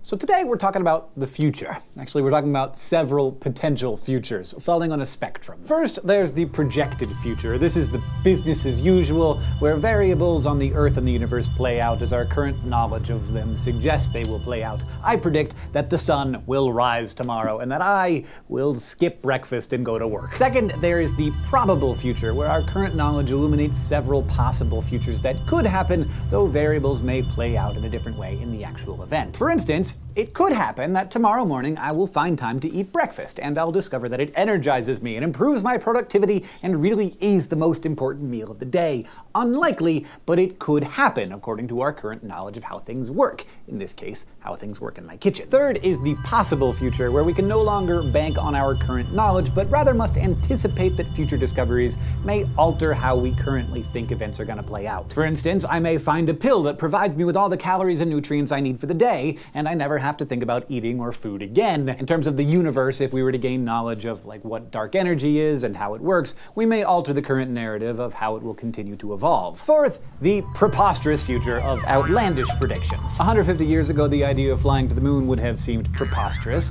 but one way to test the limits of the possible is by going beyond them into the impossible. A lot of preposterousness is possible in the next 1,000 years, or 10,000, or 10 million, or even 100 trillion years. So what might happen in the next 1,000 years? Well, last week we discussed how the next century might be pretty rough for us, but let's say that humanity gets through the 21st century bottleneck and our collective learning and complexity continues to grow. Well, then maybe there could be another great revolution, like another explosion of complexity, as we saw with the dawn of agriculture or the advent of industry. In the next 1,000 years, we could master hydrogen fusion, the same process that goes on in the sun, and that would provide us with a tremendous amount of energy. It would solve most of our energy problems. Another possible great revolution is known as transhumanism. Like, your brain is sort of a computer, so imagine if you could upload your consciousness to something plastic or metal, like an actual computer. The thing about human brains is that they kind of rot, so never mind living 70 or 80 years, try millions of years. Now, some say that both of these revolutions might be possible within our lifetimes, or at least within your lifetime, and they're actively being pursued by scientists, but we've been promised a lot of things about the future over the years. I still don't have a jetpack. I find that the Wi-Fi in airplanes is very slow, and I'm not by nature a complainer, but my amazing virtual reality headset makes me feel nauseated. But on the timescale of 1,000 years, those revolutions and many others that we haven't thought of are perfectly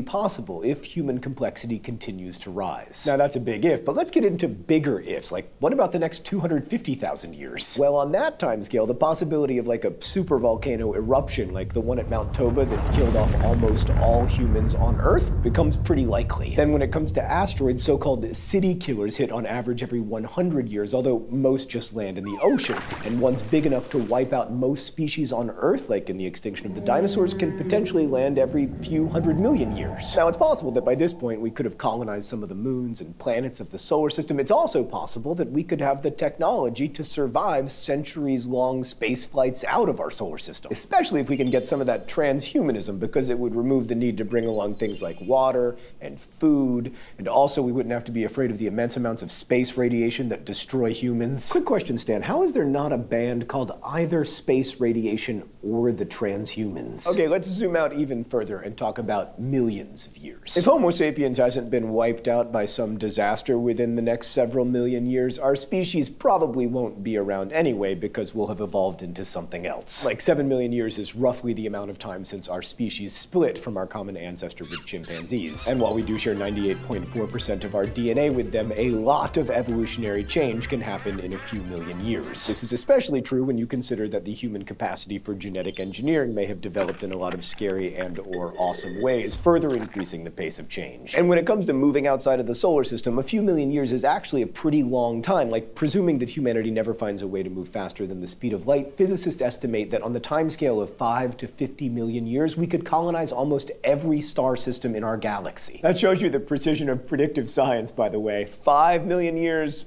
to 50 million years. It's only a 45 million year difference. But here's a crazy thing to consider. If we can't move faster than the speed of light, we will never get outside of the Milky Way because the vast distances between star systems also mean that human populations will be separated by thousands of light years. And when a species is separated into, different physical pockets of the universe, it stops being the same species pretty quickly. I mean, you put turtles on different islands for a few thousand years and you get different species. I don't think that we're gonna hold on to our shared humanity across hundreds of thousands of light years. So imagine a distant future where each star system is seeded by an ancestor, and then a few million years later, those cousins look profoundly different from each other. Wait, as different as Americans look from Canadians, or more different? More different, apparently.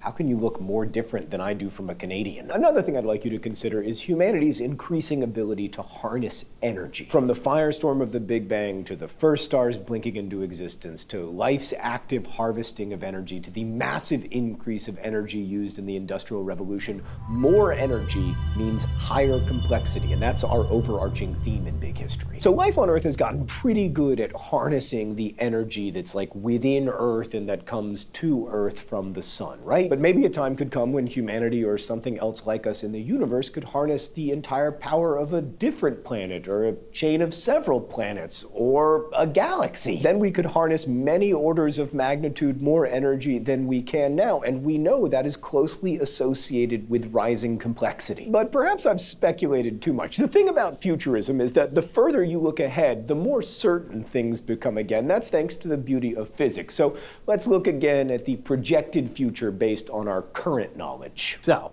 what will happen in the next billion years? In about a billion years, the sun will have begun to exhaust its fuel and will start to inflate. Its luminosity will increase, and this means plants on Earth over the following years will find it harder and harder to do most forms of photosynthesis and thus sustain complex life on Earth. The beginning of the end. What will happen in the next 3 to 5 billion years? Now the story is starting to get even more tragic. The sun will get larger and larger until it boils the surface of the Earth dry. Once we get to a surface temperature greater than 100 degrees Celsius, we can be pretty sure that that's it for life on Earth. So if anyone human or human-like is still around, we'll have to leave our childhood home and move into a dorm room somewhere else in the galaxy. We won't even be able to come back home for our moms to do our laundry. How about in the next 200 billion years? As dark energy continues to accelerate the expansion of the universe past the speed of light, we will no longer get to see light from other galaxies.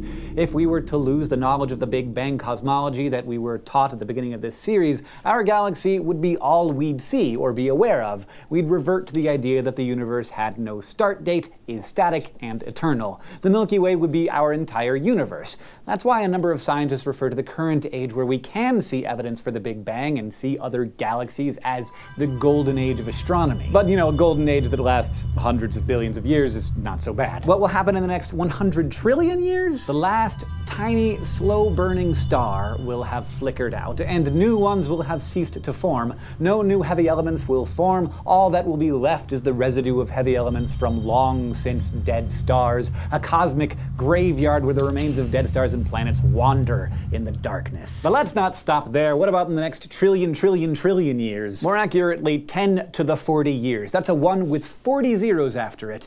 This is an even more incomprehensible stretch of time than 100 trillion years, and even more incomprehensible things will happen. The most likely scenario is this. Matter will grow feeble and decay into energy. And remember, matter is, loosely speaking, just a more congealed form of energy. Eventually, the universe will be an empty orb of weak cosmic radiation with the energy spread out like too little butter spread over too much bread. This, as far as we can tell, is the end of complexity as we know it. And then, in the next trillion years, or 10 to the 100, even black holes will evaporate and the universe universe's grand narrative will have more or less come to an end. After all those transformations into a great amount of variety and networks of intricate complexity, all will pass away. All that will remain is a universe that is very old and very tired. It is the specter of heat death. Okay, so for me, one of the most comforting thoughts about all existence comes from science. The idea from the first law of thermodynamics that matter and energy are neither created nor destroyed. The building blocks that make up our bodies have been around since the beginning of the universe. We have merely changed form, and after we die, our bodies will return to that inanimate cosmos from which they sprang. And in that sense, all life is connected, and also all life is kind of eternal. Now, of course, there's still the fear of losing your particular consciousness, depending on your worldview. Like, I will cease to be John Green. And from my perspective, that's not ideal, but we're programmed to have that fear. If we weren't afraid of ceasing to exist, we wouldn't be a very good species. We would have gone extinct ages ago, and none of us ever would have gotten to be. I don't think that's either good or bad. It keeps our species going, and the universe looks on free from any mandate or obligations or programming, completely free. And what a lot of us overlook is that we are not just observers of the universe. We are the universe. We don't exist outside of the universe. We are indivisible from it. We are made of the same stuff. And in all of our transformations over billions of years, from star stuff to single cells to students to one degree or another, at every stage we've shared in that freedom of transformation to flow endlessly from one form to another. And maybe we won't survive as individuals, maybe we won't survive as a species, but we will continue into the deep future. We are a tiny part of the universe, but we are part of it. And from so simple a beginning in ways most beautiful and most wonderful, we, the universe, have been and are being evolved. That ability, in fact, necessity to change is your birthright, acquired at your original birth 13.8 billion years ago, and it can never be taken away. It can never be destroyed. Thanks for watching Crash Course Big History, and as we say in my hometown, don't forget to be awesome.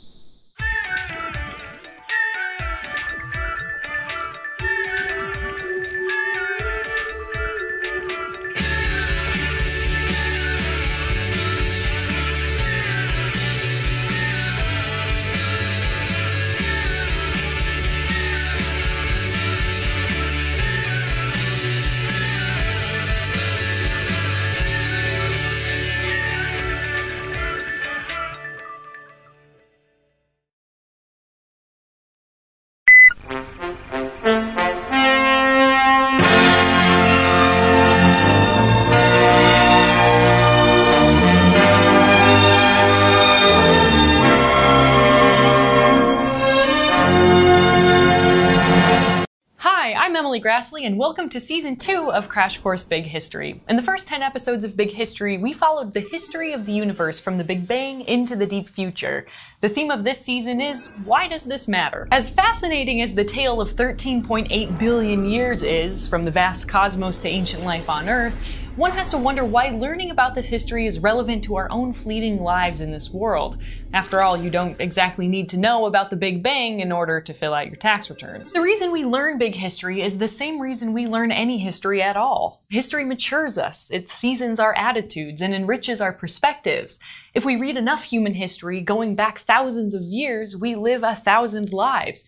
If we don't read history, we live only one. Let's take that thought one step further. Never mind the past 5,000 years of written history, or even the past 250,000 years that human beings have existed on the planet.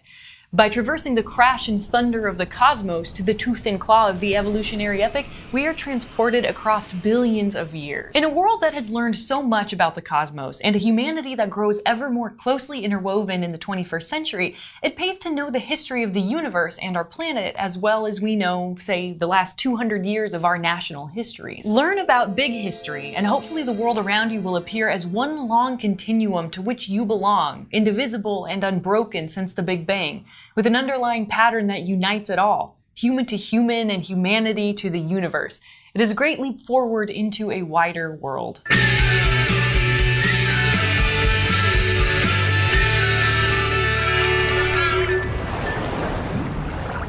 In the Big Bang episode of Crash Course Big History, we learned about how our view of the universe evolved in the early 20th century, leading us into how our view of the universe continues to evolve with every fascinating theory and new discovery. One such theory is cosmic inflation, a theory about what happened a split second after the Big Bang. It was originally devised in the 1980s by Alan Guth to explain why the early universe was so smooth and stable. At approximately 10 to the power of -35 to -32 seconds, the universe expanded rapidly from being about the size of a quantum particle to the size of a grapefruit. This is stupendously fast. Even though the universe is expanding fast today, it's still way slower than it was. If a grapefruit-sized universe expanded at the same speed as during cosmic inflation, in another split second, it would be the size of our current universe, about 93 billion light-years across. If the early universe had expanded at its slower present-day rate, gravity would have been too strong and sucked more clumps of matter and energy together, and the universe would not be as evenly distributed. There would be huge inequalities, enormous heavy chunks of energy that are billions of light-years across. But the universe expanded so fast during cosmic inflation that it was smoothed out, with no huge chunks of matter and energy anywhere. Instead, we see a largely homogeneous universe with just a smattering of tiny unequal wrinkles that created stars. And that's another reason why cosmic inflation was so important. When the universe was still very, very small, at the quantum scale, tiny fluctuations were popping in and out of existence. These tiny blips of energy usually don't affect the physics of the larger world. But during inflation, they were suddenly clear when the universe became big, causing slight inequalities in matter and energy. These wrinkles created all of the complexity that was to follow. Without these unequal distributions of energy, there wouldn't have been enough energy for stars to burn, for supernovae to explode, for planets to form, for life to exist, and for us to be here. We are the children of those tiny wrinkles, and the events that happened during cosmic inflation were the bedrock for the next 13.8 billion years. Know this part of the story and you know where you come from, in the most extreme sense of the phrase. A second theory holds that cosmic inflation may imply something curious about our universe that has become known as the eternal inflation hypothesis, originally developed by Paul Steinhardt. Let's go to the thought bubble. According to eternal inflation, the cosmic inflation that happened in a tiny, tiny sliver of a second may still be going on for billions and billions of years elsewhere in the universe. Our cosmic bubble, which is 93 billion light years across, is no longer in a state of eternal inflation. The universe continues to expand and even accelerate in that expansion, but not quite at the breakneck speed of inflation. The eternal inflation hypothesis implies that within the sea of eternal inflation, new bubbles are popping up all the time. Other universes in a multiverse. Our fundamental laws of physics formed during inflation. It is highly conceivable that other sets of fundamental laws would govern these other universes, and these laws and rules would be completely foreign to our own. And there is a staggering number of possible sets of physical laws, about 10 to the power of 500. That's a 1 with 500 zeros. And that's not the number of other universes in a multiverse, but the possible set of rules on which an almost infinite number of universes could operate. Even when the cosmic bubble that comes into existence and the vast inflationary sea operate on the same rules, they can have completely different outcomes. It's possible the outcomes are similar but slightly different to ours. A universe out there may exist where you watch this video approximately 30 seconds later, or a universe out there may exist where I was never born. A universe may exist where everything is made out of diamonds or pizza or something completely different from atoms. And maybe universes would exist without any stars or forms of complexity at all. Dead universes where everything is dead. Thanks, Thought Bubble. So from here, physicists have postulated that the behavior of universes may operate under some form of natural selection, like species do in nature, but for the cosmos. By some variable or another, some universes make it into existence and some do not. Or more mind-bogglingly, that certain universes give rise to forms of extremely complex, intelligent, and powerful life that over time gain the ability to create and shape new universes in a form of cosmic artificial selection, sort of like how we breed dogs or different kinds of pigeons. All of this is truly out there, but that's how our view of the universe continues to evolve. The Big Bang Theory may have seemed preposterous to most scientists 150 years ago. Give us another 1,000 years of scientific advancement, and who knows what our picture of the universe may look like.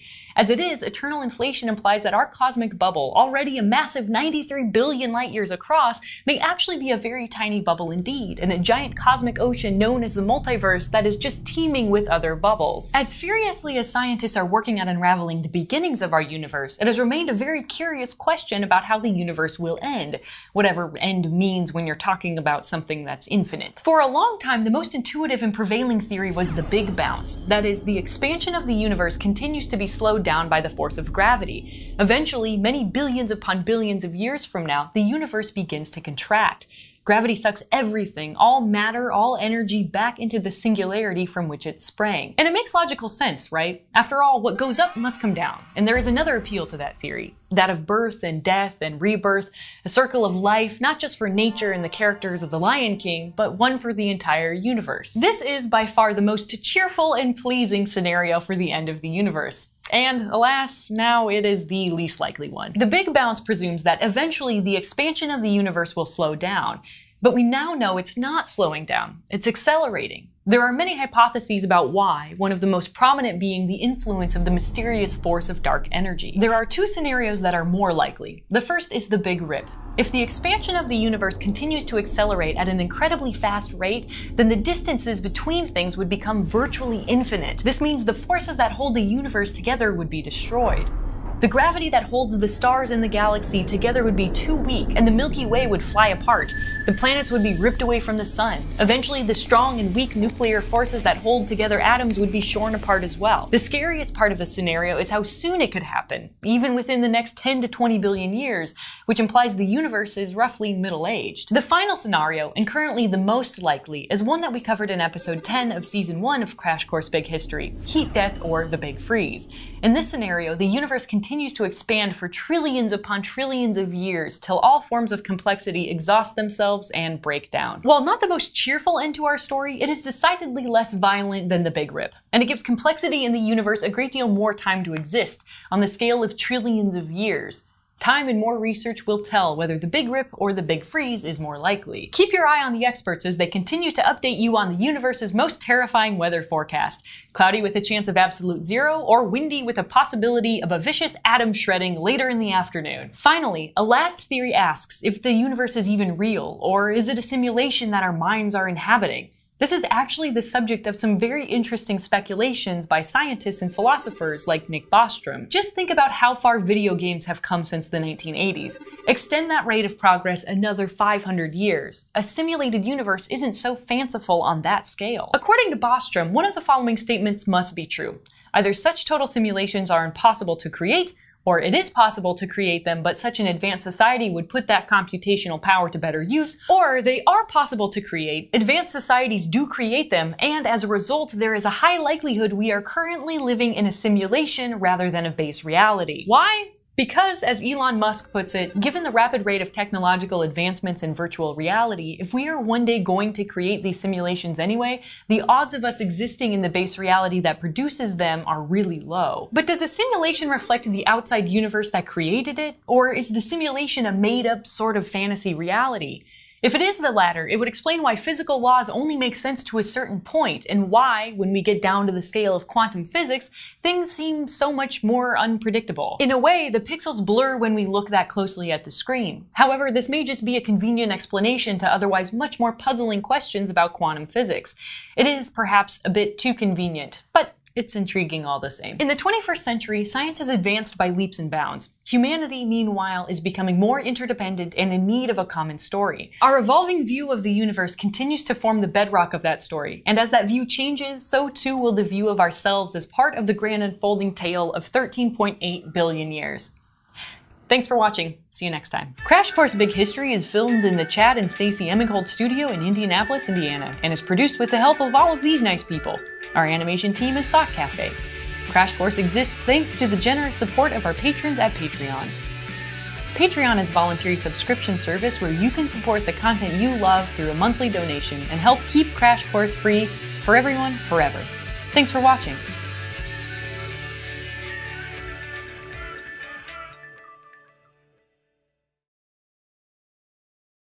Hi, I'm Emily Grassley, and welcome to Crash Course Big History. Today we'll talk about why something as distant as cosmology and stellar chemistry is deeply intertwined with humanity, our past, present, and future. When we start the grand narrative of 13.8 billion years, our minds are blown by the incomprehensible mysteries of the Big Bang and the vast size of our universe. We then spend some time looking at the birth of the chemical elements in stars. It's very tempting sometimes to look at the stellar chemistry and think, alright, when are we going to get to the dinosaurs? Or when do we ditch all of this science stuff and get to humanity. But before we get there, to illustrate just how important chemistry is to the grand narrative, I'm going to pick just one of the elements from the periodic table to show you how crucial star stuff is.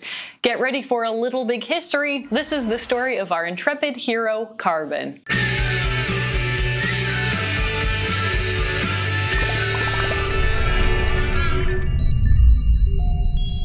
The universe had begun with a bang. About 3 minutes later, the first protons and neutrons formed into the nuclei of hydrogen and helium, our two lightest elements, effectively carbon's mother and father. Then, the universe cooled down too quickly for new elements other than slight traces to form. That said, the universe was still an oppressive, murky sea of radiation from which not even light could escape. Hydrogen and helium nuclei couldn't even become fully fledged atoms. Let's fast forward about 380,000 years and go to the thought bubble. The universe cooled down enough for the young hydrogen and helium nuclei to capture electrons and become fully fledged atoms. Hydrogen and helium became the dominant forms of matter in the universe, but for now they were wispy gases, airheads without much structure or complexity. Fast forward again about 100 million years. Slight inequalities in the distribution of hydrogen and helium allowed them to clump together. Gravity sucked more in and more until there was so much pressure that the first stars were born. The hydrogen and helium inside them was squeezed together so tightly they fused to create lithium, then beryllium, boron, and finally carbon was born. More stars created carbon along with heavier brothers and sisters all the way up to iron. As the first stars began to run out of fuel, they exploded.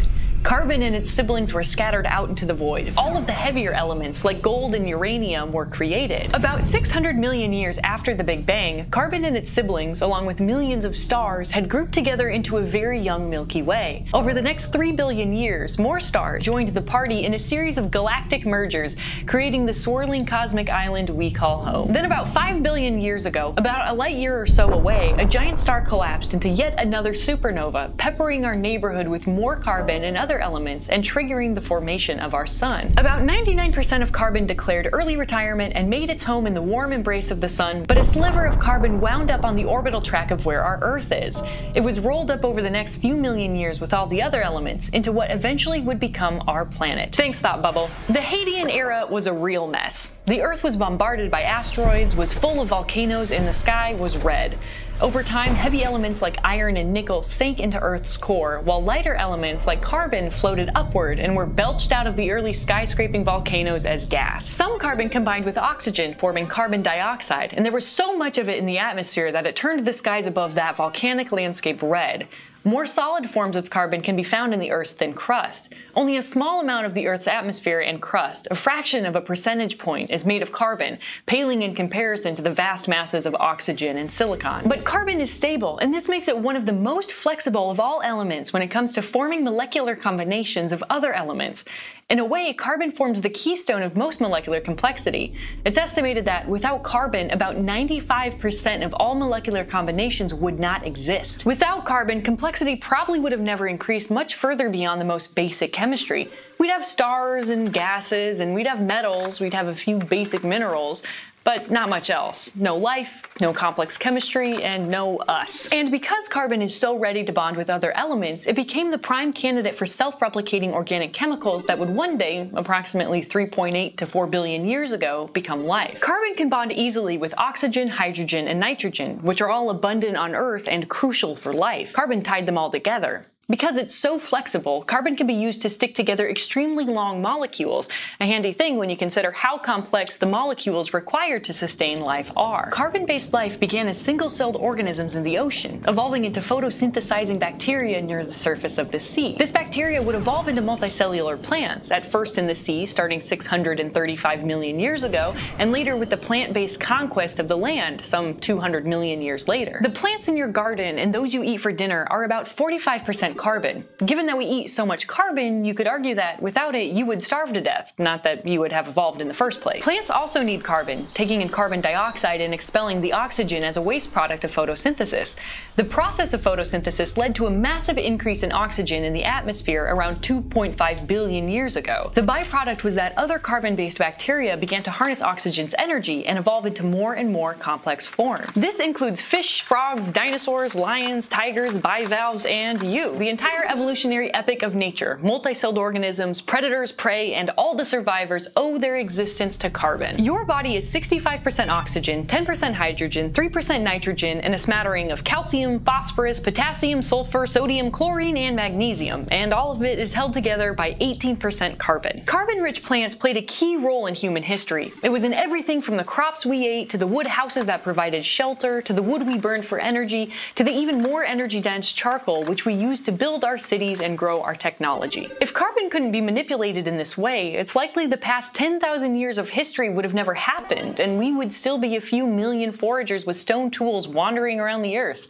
Without the internet. Carbon is also responsible for one of the greatest leaps forward in 13.8 billion years, the rise of complexity in the modern era and the Anthropocene, where we have created systems more complex that harness a greater density of energy than anything else we see in the universe. From microscopic photosynthesizing bacteria to the giant forests that existed in the Carboniferous, all inevitably died, and some were buried by the soil, protected from rotting, and sank over millions upon millions of years as more soil fell on top of them.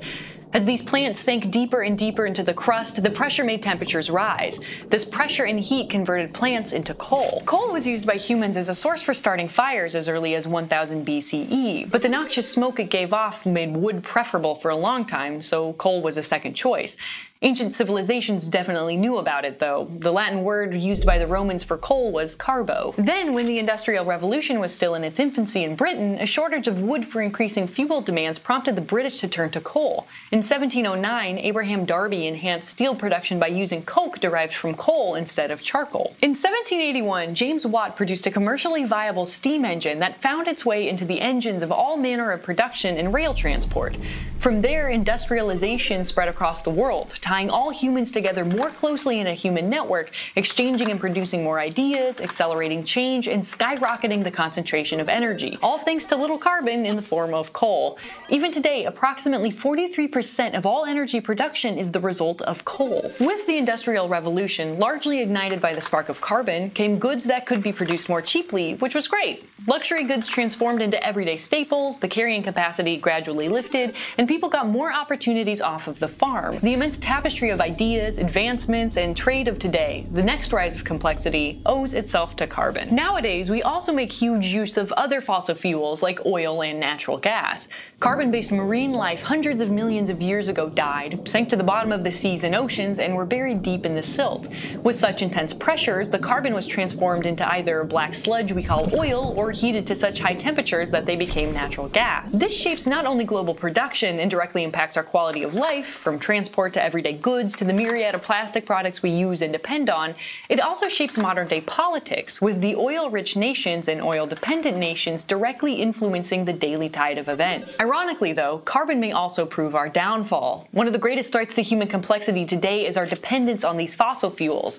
The carbon dioxide they release into the atmosphere raises the average surface temperature of the Earth and will cause a lot of environmental problems and human suffering. If disaster strikes as a result, then carbon, which was so crucial to the rise of complexity in big history, may bring complexity to a crashing halt. But some forms of carbon are a little more benign, like in the form of graphite, an extremely soft material that you might find in your pencil. Sometimes graphite is used to help conduct electricity. And at the other end of the spectrum, the hardest known material is diamonds, also a gift from carbon. Crucial to all sorts of advanced machinery like electrical insulators and thermal conductors, diamonds are perhaps best known as a pricey rock that saw its value skyrocket in the 1930s. This was thanks to a highly successful advertising campaign by a diamond company that convinced a lot of people to spend a month's salary on a rock in order to propose marriage. This led to a tragic exploitation of the environment and people for the sake of these shiny stones.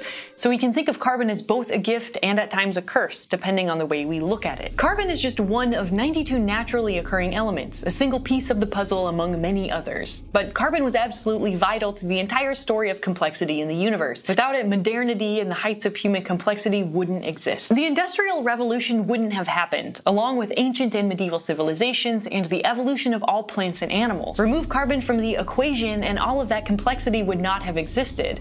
Misuse carbon and the fate of human complexity in the Anthropocene may similarly be doomed. Without carbon, the tale of rising complexity would be a short story involving stars, space dust, and barren planets floating in emptiness, and there would be nobody around to tell it. In some cases, that story of rising complexity would not have happened at all. To quote the great late Carl Sagan, "The cosmos is also within us. We are made of star stuff.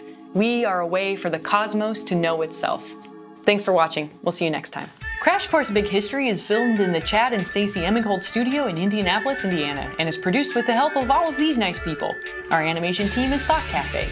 Crash Course exists thanks to the generous support of our patrons at Patreon.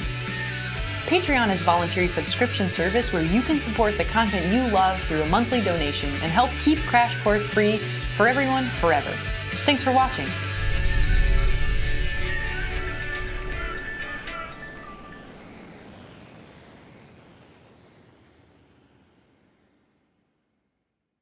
Hi, I'm Emily Grassley, and welcome to Crash Course Big History. Today we'll be discussing why the history of life on Earth is not just a distant curiosity for people who happen to be interested in dinosaurs and trilobites, but one deeply wrapped up in what it means to be human and a part of an ancient and fragile biosphere. The history of life on Earth is a tale that spans from 3.8 billion years ago with the first appearance of single-celled organisms. It starts with a very young Earth, charts the rise of complexity in the biosphere, and links our story to the rocks and flames of the inanimate cosmos. The evolutionary epic is a story of fascinating beasts and dramatic changes. It's pieced together, similar to human history, by the hunt for evidence in order to construct a timeline of events. Much like historians, it's the job of paleontologists to interpret that evidence, and a lot of the timeline remains a mystery. Presently, we're at a stage comparable to the early Renaissance scholars rediscovering the history of the Roman Empire from long-lost documents, except we're using fossils and evolutionary biology to explore the depths of an obscure past. Humans have only been around for 250,000 years, or 0.00006% of the evolutionary epic. What's more, we're descended from ancestral species that lived millions and millions of years ago, right back to the origin of life, and their story is our story, and it's one that can teach us a lot about our lives today and the many pitfalls and perils of our future.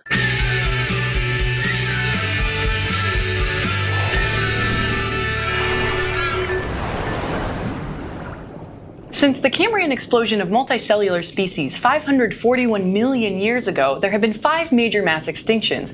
The first, the Ordovician extinction 455 million years ago, was caused by a rapid freezing period, followed in quick succession by a warming period, killing off many inhabitants of the Earth that couldn't adapt fast enough. Then the Devonian extinction 375 million years ago was caused either by an asteroid impact, nutrient pollution from evolving plants, a decrease in carbon dioxide due to plant dominance, volcanic activity, or all of the above. The Permian extinction 252 million years ago may have been caused by an asteroid impact, a natural increase in carbon dioxide, or the prevailing theory, supervolcanoes blocking out sunlight. The Permian is called the Great Dying because it was the worst extinction of species in the past 541 million years. The Triassic extinction 201 million years ago was also likely due to volcanic supereruptions or an asteroid impact. And the Cretaceous extinction 65 million years ago, which wiped out most dinosaurs and led the way for an explosion of mammals, was caused by an asteroid. We are now in the middle of the 6th mass extinction. It's a disaster caused by us. Out of all of the mass extinctions that have happened since the Cambrian explosion, the 6th mass extinction is the first that has been caused by a single species,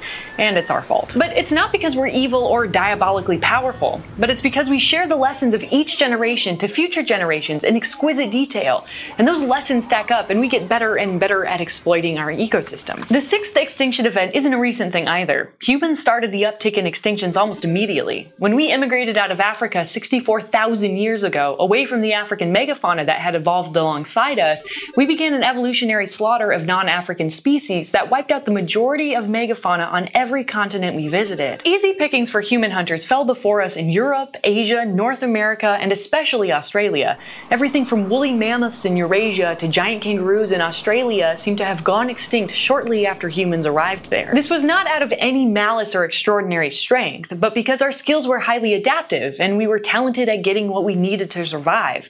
We can hardly blame our ancestors for not worrying about biodiversity or doing studies of animal populations 60,000 years ago. When talking about the 6th mass extinction, you're going to hear a lot about how this is the first one caused by a single species, and by contrast with the Ordovician, Devonian, Permian, Triassic, and Cretaceous, that's more or less correct. But there's another extinction event that we don't talk about enough. Allow me to take you back in time before the Cambrian explosion, well before multicellular species ever existed, about 3 billion years ago. Single-cell organisms were the only life on Earth, dwelling in the oceans and evolving for hundreds of millions of years. Very slowly, over millions upon millions of years, bacteria rose nearer to the ocean's surface. They evolved to convert sunlight, water, and carbon dioxide into energy. It was photosynthesis, and the waste product of this process was highly reactive oxygen. Over the next billion years, photosynthesizing bacteria slowly increased to the level of oxygen in the atmosphere, and not all single-cell life was capable of withstanding the harmful effects of oxygen, and many different species, all potential ancestors for more complex life, died off in the process. While a mass extinction of bacteria may not appear as dramatic as an asteroid wiping out dinosaurs, it is significant because these highly successful genera squeezed out many other species by simply being well equipped to extract energy and resources from the environment. Humans, through the use of our collective learning, are very similar. We're so adept at getting what we need out of the environment that we're leaving very little room for other species. At the core of this is scarcity and the limited amount of energy in the universe upon which all complexity depends. Very often the success of one species must come at the expense of another. However, that's not all there is to the equation, since there are also many interdependencies in an ecosystem that can easily be upset. For instance, those photosynthesizing bacteria in the oceans are still there capturing carbon dioxide and releasing oxygen. And if human-induced acidification of the oceans were to kill off much of this bacteria, carbon dioxide levels in the atmosphere would rise even faster than they are now, frustrating our attempts at combating climate change. That is why the prospect of a sixth mass extinction is so scary. Extinctions happen all of the time and are an essential part of evolution. If certain species are removed from an ecosystem, the entire house of cards can come crashing down, threatening even humans. While the Great Oxygenation took hundreds of millions of years of slow and gradual change, human-led extinctions are happening in a much smaller fraction of time, about 250,000 years. That might seem like a long time, but the rate seems to be accelerating with each rise of human complexity. As devastating as human activity was to many megafaunal species, once humans created agriculture, we started changing entire ecosystems to suit our needs. Human population numbers and density began to rise dramatically, meaning more resources were consumed. Forests were cut down to make way for crops and pasture, and predators that were a threat to humans and livestock were hunted down. And overhunting and overfishing by our exploding populations became a growing concern. But if we can assign a date to when these extinctions became a mass extinction, the year 1500 is a pretty good candidate. Around this time, the age of Western explorations had begun. Humans traveled the world, started colonizing new areas and building farms, and began hunting new species to extinction with improving technology. We introduced new invasive species and diseases that disrupted entire ecosystems. We started a global homogenization of flora and fauna, introducing our domesticates and offshoots like rats and rabbits into environments where they still compete with native species that had evolved there for millions of years. Let's go to the thought bubble. After the next rise of complexity, industrialization, things skyrocketed even further. Human populations have continued to climb from just shy of 1 billion people around the year 1800 to 7 billion today, and with projections that the human population will reach 9.5 to 10 billion by 2050. With increased populations and increased industrialization, the drop of biodiversity continues. Since 1500, we are aware of somewhere between 330 and 620 major vertebrate species that have gone extinct. And it isn't just extinctions that are worrying. Since 1960, the wild vertebrate population that still exists has been cut in half. With fewer numbers comes a greater risk of extinction in the near future as genetic diversity decreases and populations weaken. Today, we use about 40% of the total land area of the world for human purposes, and only 15% of the land is preserved for environmental protection. The remaining 45% is still eligible for further human development. This is not enough to protect many threatened species. Habitat loss is the primary problem for 85% of the species considered endangered today. And the oceans aren't faring any better. Unsustainable and unregulated fishing and pollution kills off animals like sharks, tuna, whales, sea turtles, and thousands upon thousands of species that are dependent on coral reefs. This doesn't even count the vast expanses of unexplored oceans and the untold number of yet undescribed species that may be affected. If this trend continues, perhaps 75% of all multicellular species could go extinct, and in 1,000 years, the majority of life on Earth will be our domestic animals: dogs, cats, cows, sheep, crops, and animals that adapt to the environments we've created. Soon, raccoons may rule the Earth. Thanks, Thought Bubble. The biosphere is a complex tangle, and it's true that our global history is full of extinctions, and in fact is driven by them. It might seem like we ought to just preserve the species we need for our own survival and forget the rest. But if one species, which seems to have no direct importance to us, were allowed to go extinct, it could potentially set off a domino effect that brings down an entire ecosystem. Once ecosystems start collapsing, a ballooning human population of billions and billions of people might suffer more than just a little inconvenience. Our human population, especially the poorest of us, would experience some real threats to our food supplies, health, and our own livelihoods. It's not quite so easy to recover from these mistakes either. After a major extinction event, it usually takes the biosphere about 10 to 50 million years to fully recover. Damage could be done within a few centuries that would take millions of years to undo. As you might expect, one thing that makes the sixth mass extinction even worse is carbon emissions, which has a planetary boundary of 350 parts per million before it starts causing permanent problems. It's a boundary we have already crossed. Today we're hovering around 400 parts per million. The average global surface temperature will increase, affecting every ecosystem on the planet, but with continued emissions, the question is, how high will it get? The best case scenario, or our goal at any rate, is 2 degrees this century. Even that slight increase in so short a time could lead to the extinction of an estimated 33% of all species. It will result in increased water shortages, recurrent dust bowls like the ones we saw in North America in the 1930s, an uptick in climate refugees, particularly from the Pacific, and skyrocketing food prices that will afflict the world's poor while their populations continue expanding. If the average global temperature gets any higher, the effects are even worse. At 4 degrees, which less optimistic forecasters think we'll reach by the end of the century, it may become impossible to grow crops in some regions of the world, and fresh water will become critically scarce for billions of people. Bubbles of carbon and methane currently trapped in frozen soil, like in Siberia and on the ocean floor, could escape from the thawing ground and start a runaway greenhouse effect that even our cutting back on emissions couldn't stop. At 6 degrees hotter, in the long run we may be looking at an extinction of Cretaceous or even Permian proportions. Another great dying. Does history repeat itself? With humanity, history is certainly not repeating itself given our uniqueness, but the outcome of our activities might be the same as the Permian extinction. A similar disaster today could not only stall the rise of complexity, but destroy all complexity humans have created in the past 250,000 years. Or worse, silence the rise of complexity on Earth forever. Looking at the entire evolutionary epic, it's just as well to think about what our legacy will be. I would hate to be classed by our struggling descendants and our geological record to be on par with an asteroid, a supervolcanic eruption, or even photosynthesizing bacteria. And that's because we have something that asteroids, volcanoes, and bacteria do not. We have the ability to reflect and to change our behavior. And if we fail and cause just as much disaster as those apocalyptic scenarios, our failure is doubled because, at the end of the day, for one brief and shining moment, we had the power to stop it.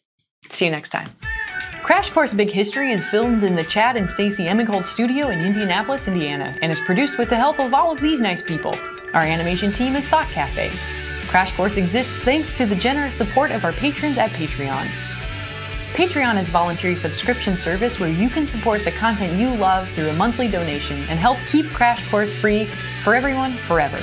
Thanks for watching.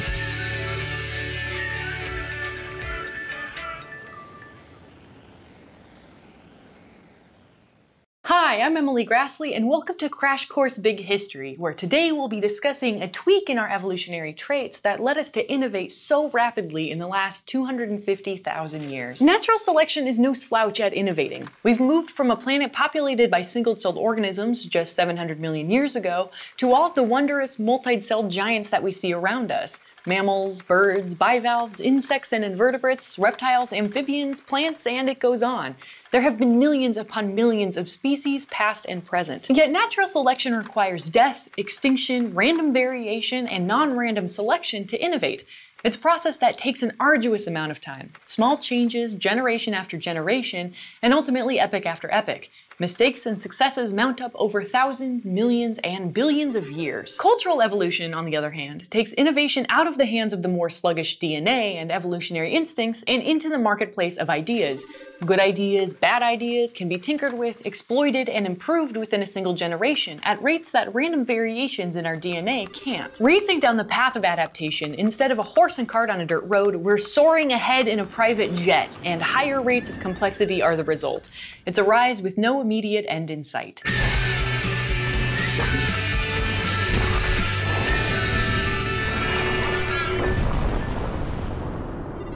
The Latin name for our species, Homo sapiens, means wise man, which is kind of an arrogant name to give yourself. But it isn't just being wise that has led to the massive rise of complexity in human societies over the past 250,000 years. In the last season of Crash Course Big History, we covered collective learning. It's the ability of a species to accumulate more information with each passing generation than is lost by the next.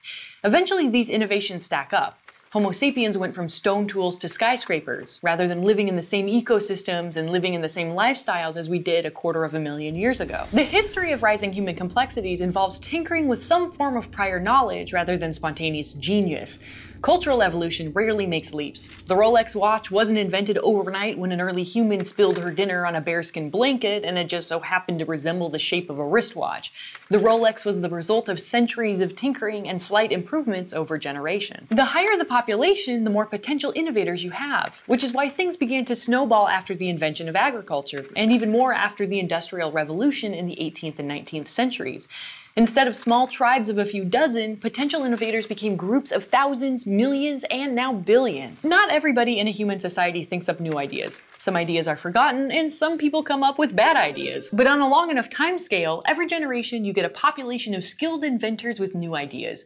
The good ideas that stick are remembered by humans, perhaps set to writing, and then adjusted and explored generation after generation and improved once again. As a result, you probably aren't carving your own stone tools right now, you're watching me. Why humans evolved the capacity for collective learning remains a mystery, but like all mysteries in history and evolutionary biology, this one must be explored on the basis of evidence. Basically, we want to know what makes humans different, at least in the evolutionary sense. The differences don't just stem from our adept use of communication. Plenty of animals communicate with each other. This might be done visually, like a male peacock displaying its brightly colored feathers as a courtship gesture. It might be a dog baring its teeth as a sign of aggression. It might be audible, like a gopher letting out a warning squeak that a predator is nearby. It might be a smell, like ants communicating through pheromones. It might even be something as intricate as whale songs that carry over large distances. Here you have transmission of information, but no steady accumulation generation after generation, thus no collective learning. And it's not just because we're exceptionally good teachers. Sperm whales teach their calves the dialects of their particular language, the specific clicks, moans, and frequencies. Meerkats that feed on scorpions demonstrate how to carefully handle their venomous prey.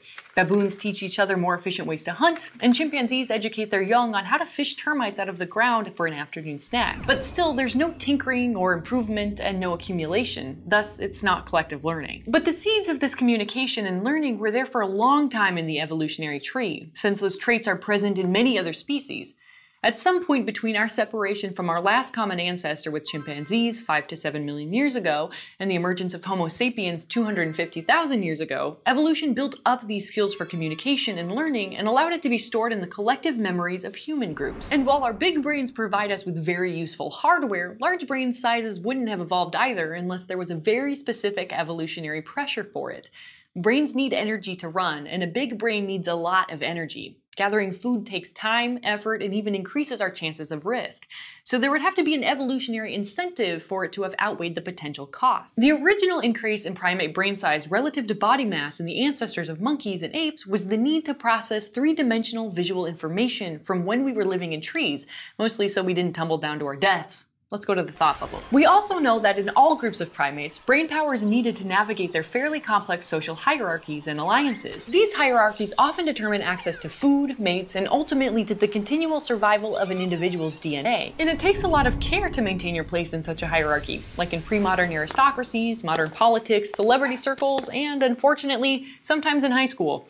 As such, skills at communication and learning, along with the brain power to keep up with those social pressures, were useful neurological traits to evolve. Chimpanzees, for instance, are able to communicate a wide range of information and can even be taught to recognize quite a few symbols, on par with a human toddler, but their larynxes only allow them to vocalize a limited range of sounds. This seems to have remained the case in the early hominids, Australopithecines, and Homo habilis. There's even some debate whether the Neanderthals had more limitations on sound than humans. That said, much of primate communication is done, like with many other animals, through gesticulation. And even today, gesture is a large part of day-to-day human communication to convey information. Everything from moving your hands while you talk, to a cheerful thumbs up, to more offensive hand gestures communicate meaning. There's also your facial expressions and your body posture, which aid in expression. Still, without language, our hominid ancestors were able to communicate information, adapt to new environments, use tools, and travel across the world. Thanks, Thought Bubble. Humans do communicate successfully with gestures, but there's a huge capacity for complex language and abstract thought as well. And at some point in our evolutionary history, this went into overdrive. In order to solve this mystery, scientists have assembled a gaggle of hypotheses that to this day are being evaluated by careful scrutiny of the evidence. Perhaps complex human language evolved because better communication between mothers and their offspring favored the survival of infant primates. So maybe 3.5 million years ago, when Australopithecus became bipedal, mothers stopped carrying infants on their backs as often, like chimpanzees do. Instead, mothers would need another way to look after their young when looking for food, like talking in order to exchange information. Are you in danger? Behave yourself! Stop throwing things at your brother! Perhaps somewhere between the evolution of Homo habilis 2.8 million years ago and Homo erectus 1.9 million years ago, groups got bigger thanks to the use of their tools. And bigger groups meant the old ways of forming alliances in most primates became more difficult. Namely, grooming. You can't give everyone a haircut. Instead, another way of forming bonds emerged. There was gossip and banter, perhaps first as sounds and then later evolving into more precise exchanges of information. This progression of complex ideas may come down to our increasing consumption of meat. In some parts of East Africa, for the past few million years, vegetation may have at times been scarce. Our ancestors started scavenging more and more meat from corpses. Meat packs more energy per bite than vegetables, and this boost to our metabolisms might have increased brain size. Or maybe it's as simple as when Homo habilis and its descendants started using tools with their hands more frequently. They had to evolve stronger vocalizations in order to communicate effectively hands-free. Yet another option is that advanced communication may have evolved as a form of sexual selection. It's possible that hominin females preferred mates that were capable of two things, either expressing themselves in a range of ways such that the males essentially talked their way into a relationship, and that females may have preferred males that were able to both transmit and receive pertinent information, so they increased their chances of survival and their ability to provide for their young. But all of these hypotheses presume some sort of environmental change that endangered the survival chances of our ancestors, making these evolutionary traits grow stronger more rapidly. And indeed, we know that the climate of Africa was fluctuating very rapidly over the past 4 million years, meaning our ancestors had to adapt faster in order to survive. Something must have made the benefits of operating a larger and more flexible brain outweigh the costs of stocking up on food and keeping it humming with energy. After all, natural selection doesn't do anything for free. When it comes to testing these theories, only a limited amount of evidence can be yielded from fossils and discoveries of ancient toolkits. Those research endeavors in Africa have only just scratched the surface. Another way of testing these theories is to look at our evolutionary cousins today, particularly the great apes, in order to understand the dominant and useful traits that our ancestors may have shared. It could be that all of these hypotheses we've covered are valid and are working under evolutionary pressures simultaneously.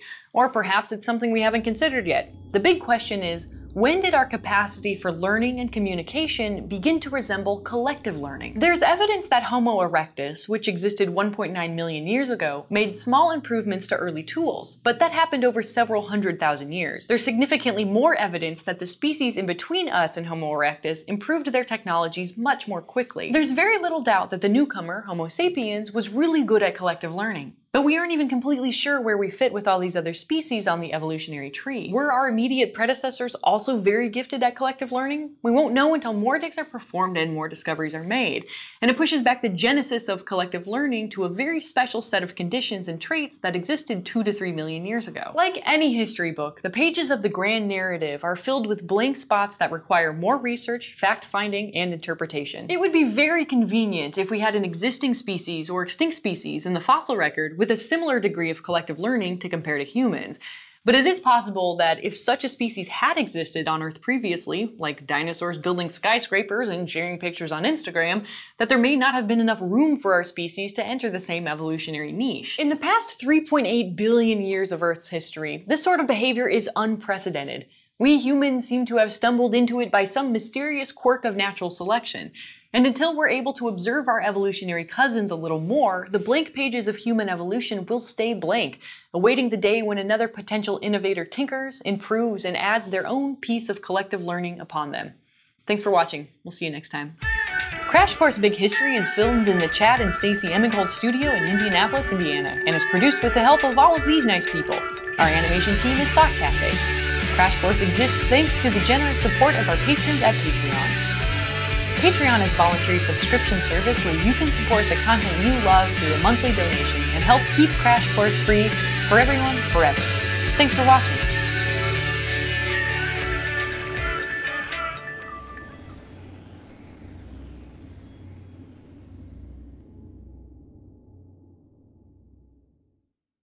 Hi there, I'm Emily Grassley, and welcome to Crash Course Big History. Today we'll be discussing human ancestry and genealogy, important for understanding where we come from and how we relate to each other today. Looking at the modern science on the topic, the evidence points toward conclusions that unify humanity into a closely knit family, reminding us of our common identity.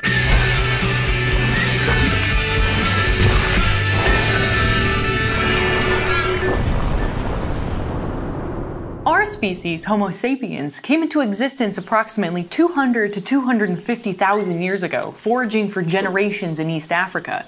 These early humans were a very small population with fairly limited genetic diversity. In fact, studies of human mitochondrial DNA, the small amount of DNA that exists outside of the nucleus of a cell, have concluded that the ancestry of every human alive today goes back to a single common ancestor from around this time. Over the next 100,000 years, we spread across Africa, down to the southern Cape and into West Africa. The low population numbers of human foraging groups and their relatively disconnected communications with each other allowed for the genetics of African foragers to begin diversifying. With population growth over the next several tens of thousands of years, more connections were made between foraging groups, and human genetics became more uniform again all over Africa. Let's go to the thought bubble. Around 100,000 years ago, humans moved out of Africa into the Middle East and maybe making it as far as India. According to genetic studies, the migration may have been due to a population boom as humans got better and better at hunting and gathering. We can already see collective learning at work. Then, disaster struck.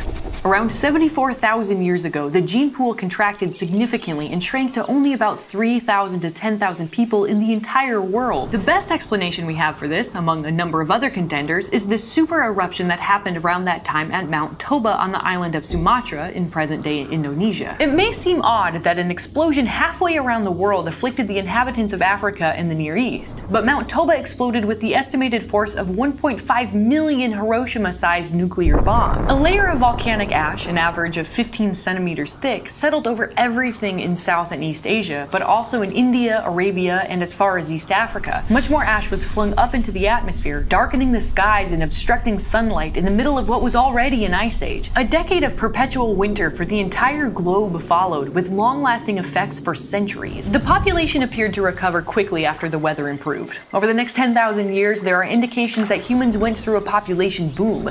In fact, the growth was so great that it is one of the primary hypotheses for why 64,000 years ago, humans made another journey outside of Africa into our largest mass migration yet. Thanks, Thought Bubble. For a while, migrant humans stuck to warmer climates, spreading across South and East Asia. In a very short space of time, maybe a few centuries and at most a few thousand years, humans had colonized everywhere from Pakistan to Korea, avoiding the chillier continental climates further from the coasts. Approximately 60,000 years ago, humans spread down the land bridge that existed between Indonesia and the Asian mainland. Through the use of these bridges and perhaps even seafaring rafts, humans did what no hominid group had ever done before. They landed in Australia. Eventually, humans managed to adapt to colder climates, spreading into Central Asia and Europe approximately 40,000 years ago. A few thousand years later, we were even living in Ice Age Siberia. But we weren't the first hominid group to have done this. In fact, there's concrete evidence that humans ran into the now extinct Neanderthals and even interbred with them. Anyone outside of Africa of Eurasian descent, about 1.5 to 2% of their DNA is of Neanderthal origin. Another thing that no previous hominid had done was migrate into the Americas. The dominant theory is that humans simply walked from Asia to the Americas along the Bering Strait, though recent discoveries have thrown the exact dates into question. But genetic tests show that humans emigrated out of Siberia, perhaps hunting animals, and moved into the land bridge between Russia and Alaska as early as 30,000 years ago. At this point, we would have been prevented from traveling past the glaciers that blocked us from entering the rest of the Americas. But either by the thaw of those glaciers or a coastal route, or both, humans spread into the Americas around 13 to 16,000 years ago, rapidly heading south. But let's jump backwards a bit. In evolutionary terms, 74,000 years ago is not that long at all, and a few thousand people is a tiny gene pool of relatives. Humans are very closely related for a mammalian species. When humans left Africa 64,000 years ago, they left in small foraging bands of a few dozen at a time. It was a decidedly smaller population that eventually ballooned from all of the new resources that the rest of the world had to offer. What differences there are between ethnic groups are pretty small. Certain diseases are more common in some groups than others, but you see the same pattern occur within individual family histories. Largely superficial and cosmetic traits differ from region to region. One of the most prominent traits by which we have historically distinguished human from human is skin color, which is caused by the melanin levels in our skin. Melanin is useful because it dissipates UV radiation and helps prevent the occurrence of skin cancer, particularly useful in areas with lots of sunshine. 100,000 years ago, every human on the face of the Earth was African. Melanin levels were roughly the same, and it was only when we spread out into other regions of the world 64,000 years ago, into different climates with differing degrees of UV radiation, did that slowly begin to change. According to genome research, the humans who arrived in India, East Asia, and Europe between 60,000 and 40,000 years ago had dark skin tones, and until very recently they retained that appearance. Specific genes that led to depigmentation only became active when humans entered regions where they weren't getting enough sun and thus not as much vitamin D. But even this change took thousands upon thousands of years. Researchers have determined, for instance, that until 8,000 to 10,000 years ago, there were no white people. These ethnic distinctions are blurred even further by the extreme mobility of different peoples across the ages, and especially since 500 years ago, when all of the world zones began uniting into a single global system. A great many people have mixed ancestries as a result. In fact, if you got your genome tested, there are reasonable odds that your ancestry is pretty diverse too. It's worth asking why we've had a long, tortured history involving war, murder, slavery, and genocide over our differences. Plenty of primates, from new and old world monkeys to great apes like gorillas and chimpanzees, show hostility toward their own species in intergroup encounters, arising out of competition for food and mates. For instance, chimpanzees are known to range from their territories to find strangers to ambush, mutilate, and sometimes kill. Hostility, fear, wariness, and caution are visceral traits that go back millions of years into our evolutionary history. Humans, who aren't much better, except when we apply logic and reason, distinguished between groups by tribal markers. Humans are good at understanding symbolism, and here we put it to poor use. Different body paints, dialects, and fashions in groups that were otherwise ethnically indistinguishable led to great rivalries and generations of conflict. Once humans started diversifying in appearance, as languages grew more distinct, as religions became more distant, and as battles for resources continued, these tribal markers also intensified. From a gut instinct to be wary of strangers came the learned behavior of judging a person by their outward traits. Then came Charles Darwin and the theory of evolution, a great leap forward. Soon after came the abuse of evolution, which was a great leap backwards. In the 19th and early 20th centuries, all the old prejudices found a new explanation, displayed with a thin veneer of scientific credibility. Darwin's On the Origin of Species made almost no mention of humans, deliberately. While evolution had the makings for hard science when applied to different species, when applied hastily to Homo sapiens, it had all the makings of pseudoscience. On the one hand, until the 1950s and the discovery of DNA and the synthesis of various parts of Darwinian theory, humans had a very poor understanding of genetics and how closely related humans really were. A lot of the discoveries about our close ancestry were only uncovered in the second half of the 20th century by more archaeological findings in the sequencing of the human genome. On the other hand, natural selection, which proved revolutionary to biology, was sometimes inappropriately applied to human groups. Differences in behavior that we ascribe to cultural learning today were given a biological explanation. For instance, even Darwin in The Descent of Man hypothesized that more emotional cultures and more reserved cultures were the result of inherited traits, rather than just how people are raised to behave in those societies. Some of this was more sinister. Karl Vogt, a German pseudoscientist, set out in the 1860s to prove that Africans were a different species from Europeans. Ernest Haeckel in the 1880s put forth a theory that humans evolved in Asia, not Africa, and that different major ethnic groups had actually separate primate ancestry, meaning we were divided not by a few thousand years, but by millions and millions of years of evolution. He then talked about superior and inferior groups. With European imperialism on the rise, pseudoscientists grasped toward unsupported theories, cranial measurements, and a whole range of justification for their biases.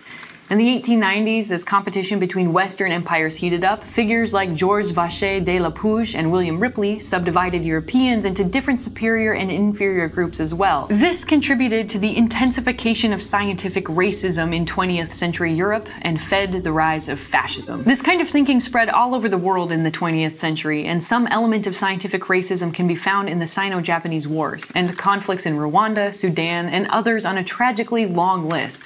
Ignoring our common ancestry continues to have modern consequences. We humans have been warring for millennia, and it pays to remember the story of our origins and how closely related we actually are, especially as we move forward as a global society into the 21st century. Just like the Big Bang reminds us of a single point of origin for all matter and energy in the universe, the story of humanity reminds us of our common identity. What diversity there is cultural, which I think is something to celebrate. We should especially celebrate the diversity that is most crucial to human genius and collective learning, the diversity of thought.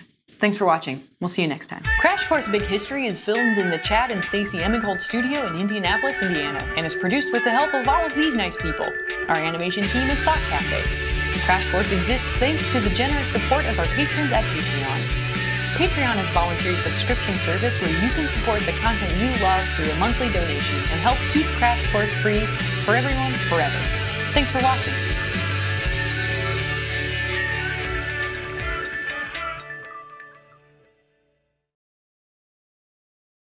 Hi, I'm Emily Grassley, and this is Crash Course Big History, and today we're talking about globalization, a process that goes back hundreds of years and deeply impacted the collective learning of humanity. As we've discussed in previous episodes, collective learning is the process that has raised the complexity of human societies for all 250,000 years of our history. It's the accumulation of more innovation with each generation than is lost by the next. It allowed us to get better at foraging, spread out across the world, and adapt to the harshest of environments. It gave birth to agriculture, industry, and every other revolutionary technology. But collective learning has its vital ingredients, with the number of potential innovators and the connectivity of information flows between them. Globalization, in its broadest possible sense, brought the previously separate world zones of Afro-Eurasia, the Americas, Australasia, and the Pacific Island societies together, with both positive and negative impacts. Today, we'll look at how three things were shaped in the earliest waves of globalization, and how they revolutionized our pool of collective learning for better or for worse. Printing, potatoes, and plagues.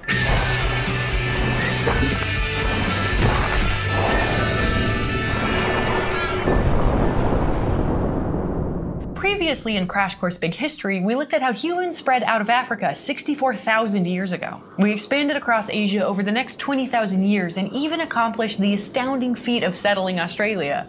We entered Europe and Siberia 40 to 25,000 years ago and hunted animals across the Bering Strait and down into North and South America. These migrations weren't so rapid in human terms, they took thousands and thousands of years. Even though humans inhabited almost every region of the globe, we didn't maintain regular contacts between the major world zones. The Americas were isolated in many ways, and for over 10,000 years they developed and diversified into lots of different cultures, eventually giving rise to agrarian states in Mesoamerica.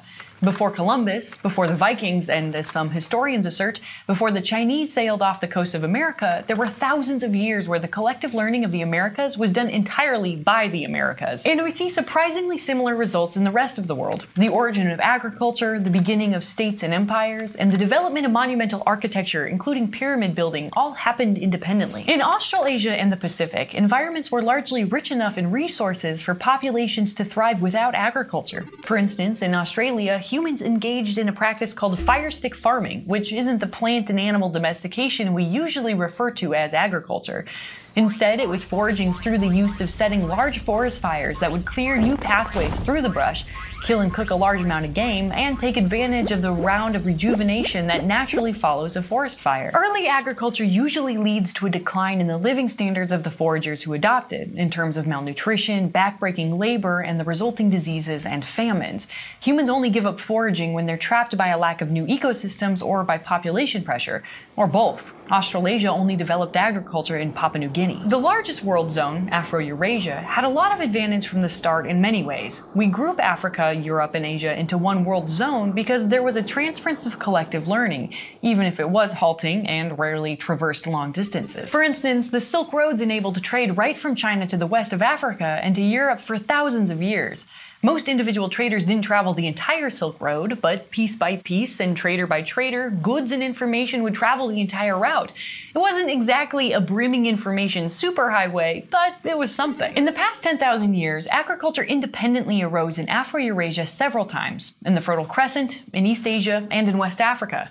Agricultural surplus gave rise to agrarian states, which then slowly grew in size. So now we've reached the first wave of globalization. Starting with the sustained colonization of the Americas over 500 years ago, continuing with the colonization of Australasia and the Pacific 200 to 300 years ago, humanity once again united into a single global system. This had a profound effect on the pace of collective learning. Unsurprisingly, the modern revolution soon followed. Like globalization today, the impacts took many forms. Some of them were positive, and some of them were catastrophic negative. And that brings us to those three P's: printing, potatoes, and plagues. Firstly, printing. While humanity has had collective learning for 250,000 years, orally passing along knowledge from generation to generation, I think we can agree it's a major step forward to write something down. Sort of like a giant post-it note for humanity. We can capture things in text to remind ourselves of something in case we ever forget. Writing also allowed for the communication of more complex and sometimes abstract ideas. Even with writing, the greatest limitation on collective learning is the circulation of written works. Most information was still passed on orally. Literacy was relatively rare until the modern era. The books that were produced had to be copied out by hand, which was a process that took a long time and could include numerous mistakes, and it made books so expensive that they were essentially luxury goods. Printing first emerged in China around 200 BCE. Blocks of wood were carved with the imprint the printer wanted to make on the page. It did mean, however, that each page had to be skillfully carved, which ate up a lot of time when trying to compile a full book. Every page had a unique woodblock. Around 1050 CE, the Chinese invented movable type, where different characters on clay tablets could be rearranged to create a new imprint. But the thousands of unique characters made the process impractical for most printers. And until the 20th century, printing in China was still dominated by the woodblock. In the 1200s, the Koreans developed their own metal movable type, which was more efficient than clay tablets. There was no printing press of any kind, but instead the paper was pressed onto the inked type with a wooden spatula. These methods allowed East Asia to circulate way more copies of books than ever before at a rate that was much more efficient than manuscripts copied by hand. In the meantime, paper and printing filtered down the Silk Roads into the Arab world, and by 900 CE, book production had advanced dramatically. The Middle East had mostly handwritten books, but printing undeniably played a role, copying and disseminating knowledge wider and faster, even in its woodblock form. The Middle East widely used woodblock techniques to stamp amulets and playing cards. The stamping practice eventually reached Europe via the Crusades. In Europe, printing became more rapid thanks to the combination of stamping an imprint on a page via movable type and a press inspired by the wine press. This had a profound impact on collective learning. When Gutenberg developed the printing press around 1450, the largest library in Europe was in the Vatican, and it was around 2,000 books. A few centuries later, in the 1800s, a well-to-do middle-class lawyer could easily compile a similarly sized collection. Book printing went into overdrive. In just the short span of 50 years, between 1450 and 1500, there were more books printed in Europe than there had been hand-copied in the last 600 years. Printing presses grew more and more efficient. By the 19th century, when roller presses got involved, book production was quick and cheap. Written knowledge became available to more people. This fueled the scientific revolution, allowed for rapid exchange of extremely complex ideas, and greatly enhanced the connectivity of information between millions and millions of potential innovators. Okay, onto the potato. Let's go to the thought bubble. The potato, humble hero of collective learning, is a root vegetable first domesticated in Mesoamerica when farming was first getting started. It has many important advantages for agrarian societies that literally live and die by the harvest. Potatoes can grow in all sorts of climates and environments. They enrich the soil rather than completely draining its nutrients. They're a cheap source of energy for humans, and unlike wheat, don't take as much work to prepare. In fact, the potato gained the nickname ready-made bread for its miraculous properties in a world before TV dinners. Potatoes fostered and fed the agrarian societies of Peru and Bolivia for thousands of years. In these environments, it wasn't possible to grow that other American crop, maize. But I'll stick to one side of the grocery aisle for now. The potato was established in Europe in the 1500s due to Spanish and other European sailors packing them to eat on their trips back from the Americas. Its yields played a big role in the agricultural revolution of the 17th and 18th centuries, which was a vital precursor for the Industrial Revolution. What is less well known is how the potato was also introduced into East Asia in the 1600s, where it was gradually adopted along with other American crops like yams and maize, and helped to raise the carrying capacity of the growing population. Some historians assert that the introduction of the potato helped to delay some of the worst famines in Asia by a century. And the potato raising the carrying capacity of East Asia brings us back to collective learning. Printing may have enhanced connectivity, but the potato led to a clear increase in the number of potential innovators. Thanks, Thought Bubble. But when talking about the history of potatoes, it's important to mention the Irish potato famine, where reliance on mostly one vulnerable kind of potato and government inaction led to the starvation or migration of millions of people. Or its introduction into Africa, where, for generations, it was viewed as a symbol of colonial oppression. These are definitely negative impacts of early globalization. And on that cheerful note, let's go on to the last of our 3 Ps, which is definitely the least fun. Plagues. Afro-Eurasia, with its teeming populations and domestication of animals, again had the lead, this time in disease. It's thought that the plague of Justinian in the 6th century CE and the Black Death in the 14th century CE both arose out of the agrarian lifestyles of humans. And with higher population densities, these diseases can spread rapidly. It didn't help that Afro-Eurasia was united by the Silk Roads, which carried the Black Death across long distances. Starting in 14th century East Asia, it killed an estimated 25 million people. It then may have been spread by Mongol armies across the supercontinent, where most famously the Mongols besieging the Crimean city of Kaffa reportedly flung plague-ridden corpses over the city walls. Somehow, plague eventually got picked up by traders from Europe, where it killed 1/3 to 1/2 of the population. While Afro-Eurasia's large populations may have been great in terms of potential innovators, it also produced a greater number of deadly diseases. And when those diseases were introduced to the Americas, where people had not built up resistances over previous generations, the results were horrific. Measles, smallpox, and other illnesses struck the Americas, for which they had no natural immunity.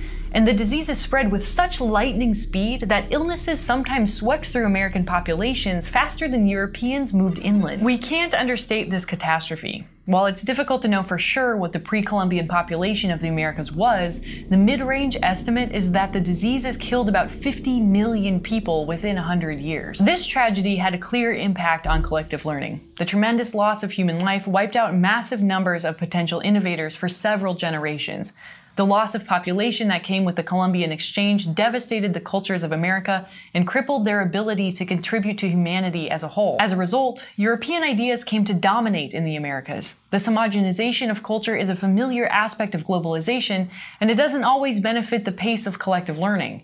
The loss of 50 million people is an overwhelming tragedy not just for the Americas, but for humanity as a whole, and its repercussions continue to be felt today. The process of early globalization, uniting all the world zones, is not just important for human history, it's also a crucial moment for the unifying theme of 13.8 billion years of change. The acceleration of collective learning by linking together the globe into a vibrant and rapidly expanding pool of knowledge was vital to the continued transformation of complexity in our universe. And globalization is a process that has not stopped. It's intensifying with all the positive and negative impacts involved. But with luck and a lot of wisdom, hopefully the continued story of globalization will avoid the horrific human costs of the past and continue to weave us together in a world of 7 billion, increasingly well-informed and interconnected innovators. It is, after all, what will determine our future and the outcome of the cosmic tale in our little corner of the universe. Thanks for watching.